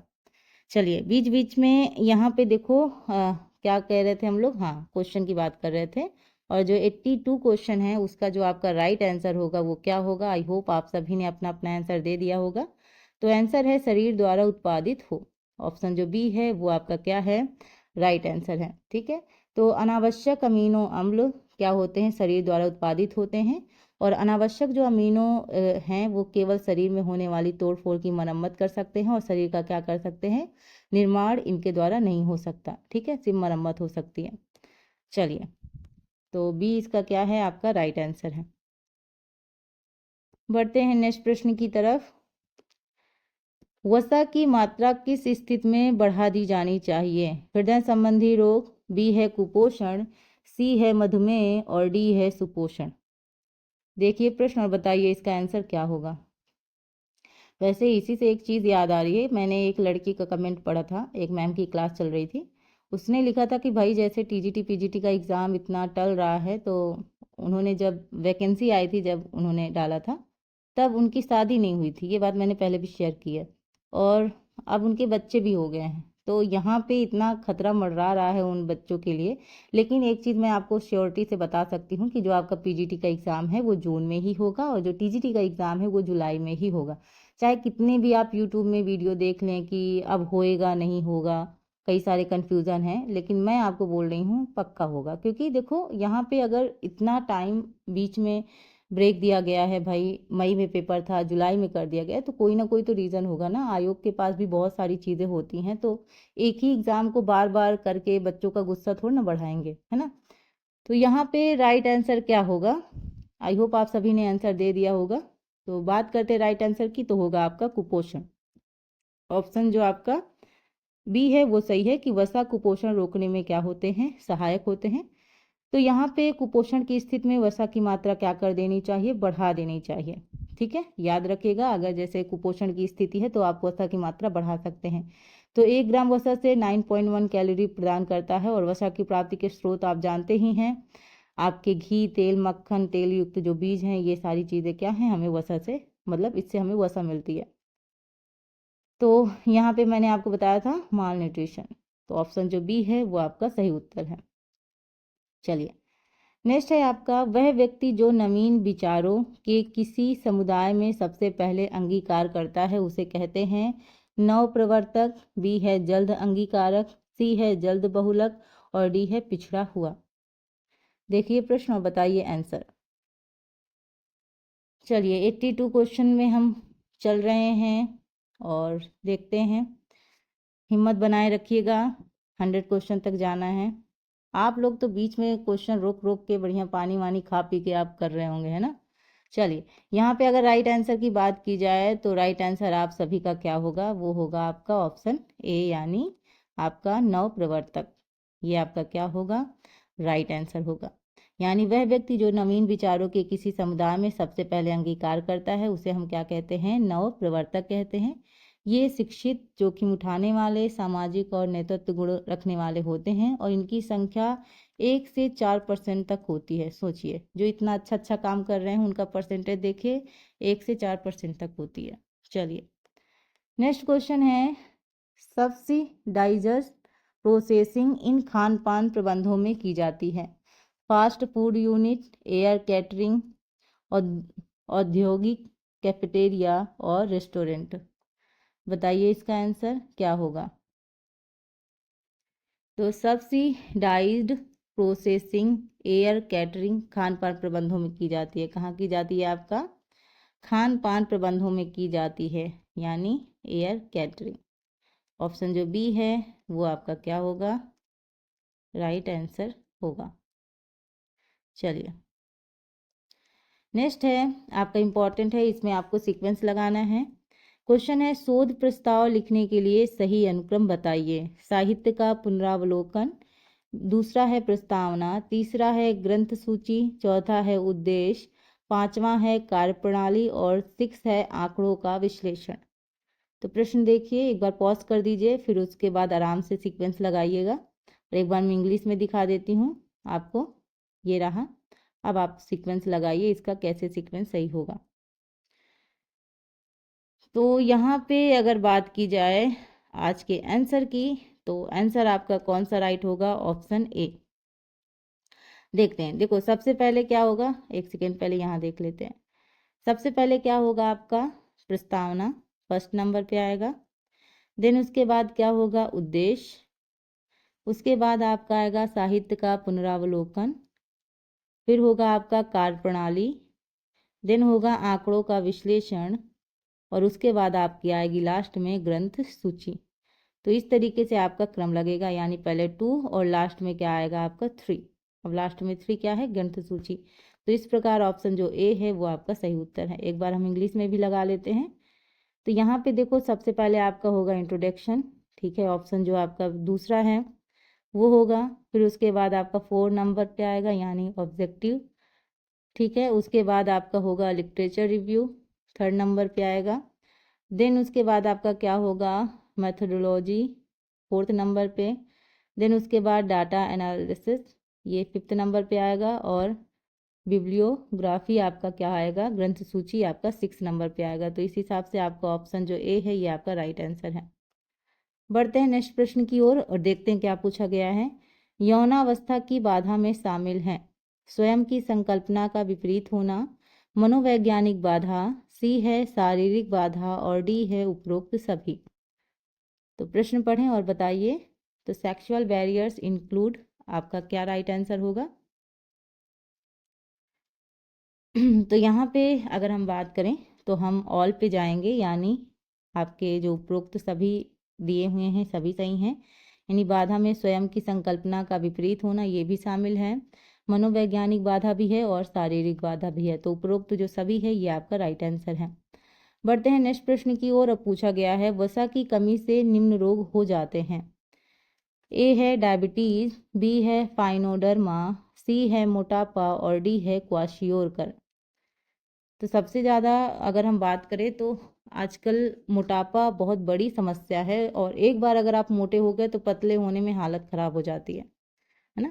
तो जो लोग पतले हैं थोड़ा पतले ही रहें, क्योंकि मोटापे से कई सारे रोग हो जाते हैं और ये बहुत समस्या पैदा कर सकता है।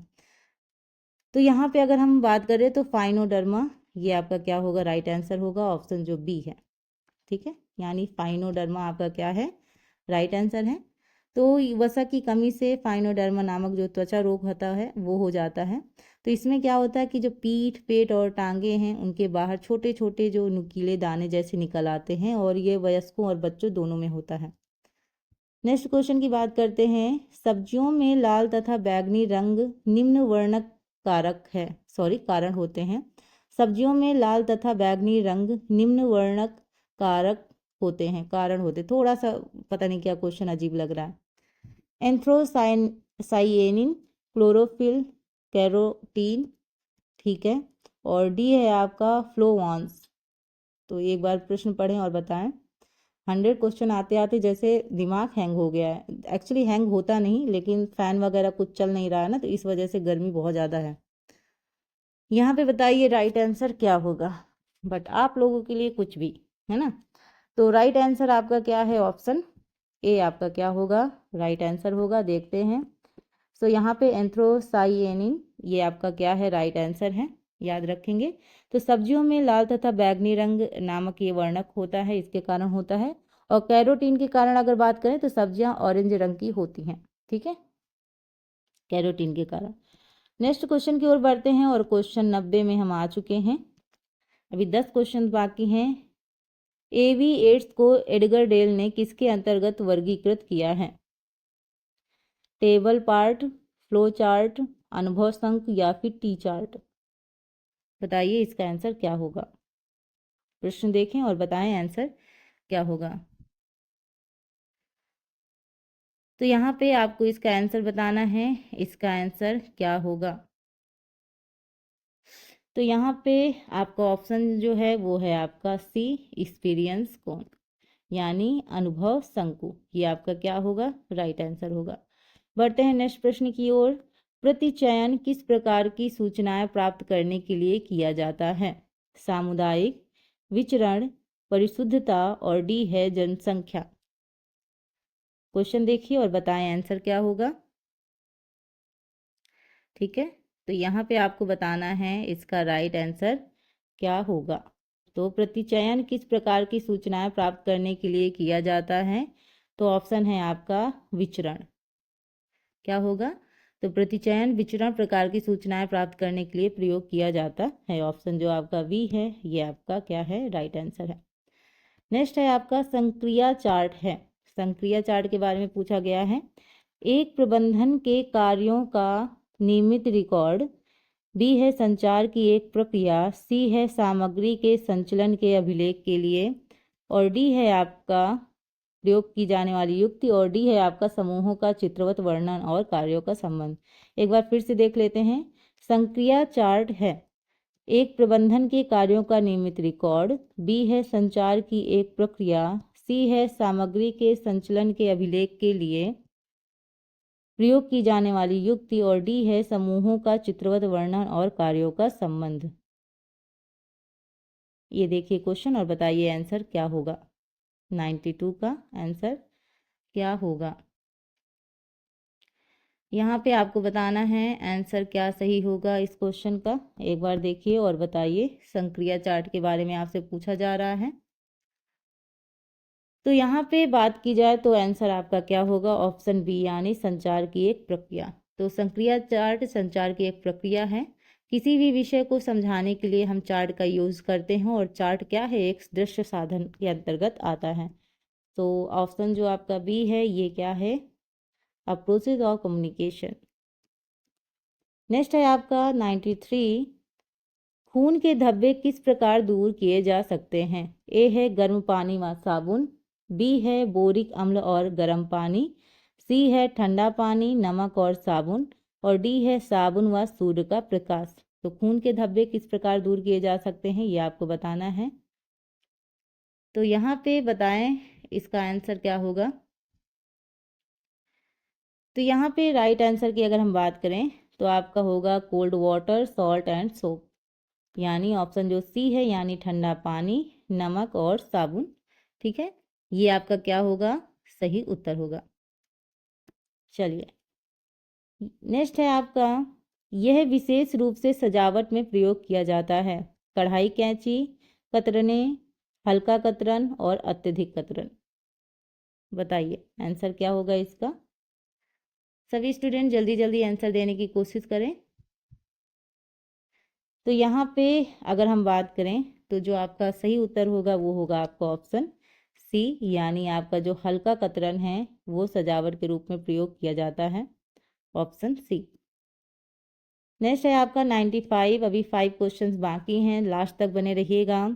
ग्लूकोज से ग्लाइकोजन बनने की प्रक्रिया कहलाती है ग्लाइकाजीन एनालिसिस, ग्लाइकोजेनेसिस, ग्लाइकोनियोजेनेसिस और ग्लूकोसिस। ये आपका ऑप्शन है, और बताइए इसका आंसर क्या होगा।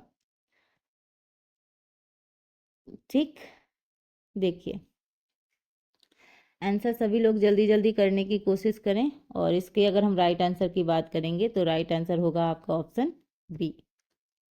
ठीक है, ग्लाइकोजेनेसिस ये आपका क्या है? राइट आंसर है। तो यहाँ पे अगर हम बात करें तो देखिएगा कि जब रुधिर में ग्लूकोज की मात्रा आवश्यकता से अधिक होती है तो ये जो यकृत कोशिकाएं हैं वो ग्लूकोज को ग्लाइकोजन में क्या कर देती हैं? बदल देती हैं। तो ग्लूकोज से ग्लाइकोजन बनने की जो प्रक्रिया होती है उसी को हम क्या कहते हैं? ग्लाइकोजेनेसिस कहते हैं। नेक्स्ट है आपका क्वेश्चन 96। पॉलीसेकेराइड से निम्न शर्करा आती है, स्टार्च, पेक्टिन, ग्लाइकोजन या फिर उपरोक्त सभी। तो पॉलीसेकेराइड से निम्न शर्करा आती है, ये आपको बताना है। इसका आंसर क्या होगा। तो यहाँ अगर हम बात करें तो इसका जो राइट आंसर है वो है ऑल ऑफ द अबव। आजकल हम देख रहे हैं जो भी हम क्वेश्चन कर रहे हैं उपरोक्त सभी आंसर अगर ऑप्शन में आते हैं तो ये ज़्यादातर सही हुई हो रहा है, यानी स्टार्च, पेक्टिन और ग्लाइकोजन। तो पॉलीसेकेराइड से एक प्रकार के जटिल कार्बोहाइड्रेट होता है जिनका निर्माण हम कई छोटे एकल शर्करा के अणुओं से ये मिलकर होता है। और यहाँ पे एक तरीके से बात करें तो कार्बोहाइड्रेट की तरह ये जल में घुलनशील और मीठे नहीं होते। और इनके 3 मुख्य प्रकार हैं। एक तो आपका स्टार्च है, ठीक है, दूसरा क्या है आपका ग्लाइकोजन है, और तीसरा, ठीक है, और एक तरीके से सेलुलोज भी है, और आपका ये ग्लूकोज भी है। तो ये जो चीज़ें हैं ये सारी चीज़ें इसमें आ जाएंगी। तो पैक्टिन भी एक प्रकार का क्या माना जाता है, पॉलीसेकेराइड माना जाता है, जो खट्टे फलों जैसे अमरूद, सेब, इनमें ज़्यादा मात्रा में होता है। चलिए, शिक्षक सहायताएं किसके अनुसार चयनित की जाती हैं? ठीक है, क्या क्वेश्चन पूछा गया है, शिक्षण होगा। जब भी मैं शिक्षण लिखती हूँ शिक्षक जरूर आता है, तो यहाँ पे आपका क्या होगा, शिक्षण होगा। ठीक है, तो शिक्षण सहायताएं किसके अनुसार चयनित की जाती हैं? आयु, अनुभव, मानसिक योग्यता या फिर उपरोक्त सभी। बताइए इसका आंसर क्या होगा। तो यहाँ पे टीचर की जगह आप क्या कर लीजिए, टीचिंग कर लीजिएगा। तो यहाँ पे होगा, देखिए ऑल वाले क्वेश्चन सही हो रहे हैं। उपरोक्त सभी यानी आयु, अनुभव और मानसिक योग्यता, उपरोक्त जो सभी हैं ये आपके क्या हैं, सही उत्तर हैं। तो शिक्षण सहायता में दृश्य श्रव्य साधनों का क्या किया जाता है, प्रयोग किया जाता है। नेक्स्ट है, क्षार के गर्म व सांद्र घोल में ऊन और सिल्क के तंतु घुल जाएंगे, कोई प्रभाव नहीं पड़ेगा, सिकुड़ जाएंगे या फिर डी है फूल जाएंगे। तो राइट आंसर क्या होगा? सभी बच्चे स्टूडेंट जल्दी जल्दी आंसर करें इस क्वेश्चन का। बताइए इसका राइट आंसर क्या होगा। सो ऑप्शन जो है, इसका राइट आंसर है आपका ऑप्शन ए। ए इसका क्या है, सही उत्तर है, यानी घुल जाएंगे। क्या हो जाएंगे, घुल जाएंगे। तो क्षार के गर्म व साद्र घोल में ऊन और सिल्क के तंतु क्या हो जाएंगे, घुल जाएंगे। ठीक है, चलिए बढ़ते हैं नेक्स्ट प्रश्न की ओर और देखते हैं, पॉलीडिप्सिया, पॉलीकेजिया, पॉलीयूरिया निम्न रोग के लक्षण हैं। उच्च रक्तदाब, डायबिटीज, हृदयघात और डी है कैंसर। बताइए। तो हम अपने लास्ट क्वेश्चन के बहुत करीब हैं, तो जल्दी जल्दी आप सभी लोग इस क्वेश्चन का आंसर दीजिए और बताइए इसका राइट आंसर क्या होगा। सो राइट आंसर है आपका डायबिटीज। ठीक है, ऑप्शन जो आपका डायबिटीज है वो आपका क्या है, राइट आंसर है। तो पॉलीडिप्सिया, पॉलीकेजिया, पॉलीयूरिया डायबिटीज रोग के लक्षण है। पॉलीयूरिया में जो मूत्र है वो बार बार और अधिक मात्रा में निष्कासित होता है, जिसमें ग्लूकोज की काफ़ी मात्रा क्या हो जाती है, निष्कासित हो जाती है, और शरीर में जल की कमी हो जाने से रोगी को बार बार मतलब प्यास लगती है एक तरीके से। नेक्स्ट है आपका लास्ट कहेंगे इसको, तो लास्ट है आपका क्वेश्चन 100 क्वेश्चन है ये, और इसका कलर ही मैंने 100 में चेंज कर दिया। 20 ग्राम प्रोटीन, 60 ग्राम कार्बोहाइड्रेट और 10 ग्राम वसा निम्न ऊर्जा प्रदान करेगा। 310 किलो कैलोरी, 300, 410 या फिर 500। आपको बताना है इसका राइट आंसर क्या होगा। सभी स्टूडेंट राइट आंसर देने की कोशिश करें, शायद इसका इंग्लिश में नहीं लिखा है। तो प्रोटीन, कार्बोहाइड्रेट और जो फैट है ये आप समझ जाइएगा। तो इसका राइट आंसर आप सभी लोग जल्दी से दीजिए इसका राइट आंसर क्या होगा। तो आज की वैसे इंपॉर्टेंट क्लासेस तो थी, एक एक क्वेश्चन काफ़ी इंपॉर्टेंट था आप सभी लोगों के लिए। तो सही उत्तर की अगर हम बात करेंगे तो आई होप आप सभी स्टूडेंट ने राइट आंसर दे दिया होगा, और राइट आंसर है आपका 410। ठीक है, यानी 20 ग्राम प्रोटीन, आपका 60 ग्राम कार्बोहाइड्रेट और 10 ग्राम वसा 410 कैलोरी ऊर्जा प्रदान करेगा। 1 ग्राम प्रोटीन 4 किलो कैलोरी प्रदान करता है और 1 ग्राम वसा 9 कैलोरी। ठीक है, और 1 ग्राम कार्बोहाइड्रेट आपका 4.1 मैंने आपको बताया ही। तो इस प्रकार आपका राइट आंसर है ऑप्शन सी। तो ये रही आज की important class. I hope student आज का जो सेशन है वो आपको पसंद आया होगा। अगर आपको मेरा जो मेहनत है, वैसे मेहनत ही क्या है, ये तो मेरा कर्तव्य है, मैं आपके लिए जितना कुछ कर पाऊँ मेरे लिए बहुत सौभाग्य की बात होगी, कि मुझे अच्छा लगता है कि आप लोग के लिए मैं ज़रा सा भी मदद कर पाऊँ तो मुझे बहुत खुशी होती है। अगर आप चाहते हैं कि आपकी तैयारी ऐसे ही मजबूती से होती रहे, मैं लगातार आपके लिए प्रैक्टिस सेशन और थ्योरी क्लासेस भी लाती रहूँ, तो आप इस चैनल से जुड़े रहिएगा। इस चैनल को कर लीजिएगा सब्सक्राइब, और अगर आज का सेशन पसंद आए तो लाइक कीजिएगा और ज़्यादा से ज़्यादा लोगों को शेयर कीजिएगा, ताकि उन तक भी ये इंपॉर्टेंट क्लास पहुँच पाए और वो उनको भी इससे लाभ हो। मिलते हैं अपने नेक्स्ट क्लास में, तब तक अपना ख्याल रखिए, अपने माता पिता का। Thank you for watching, thank you so much, bye bye.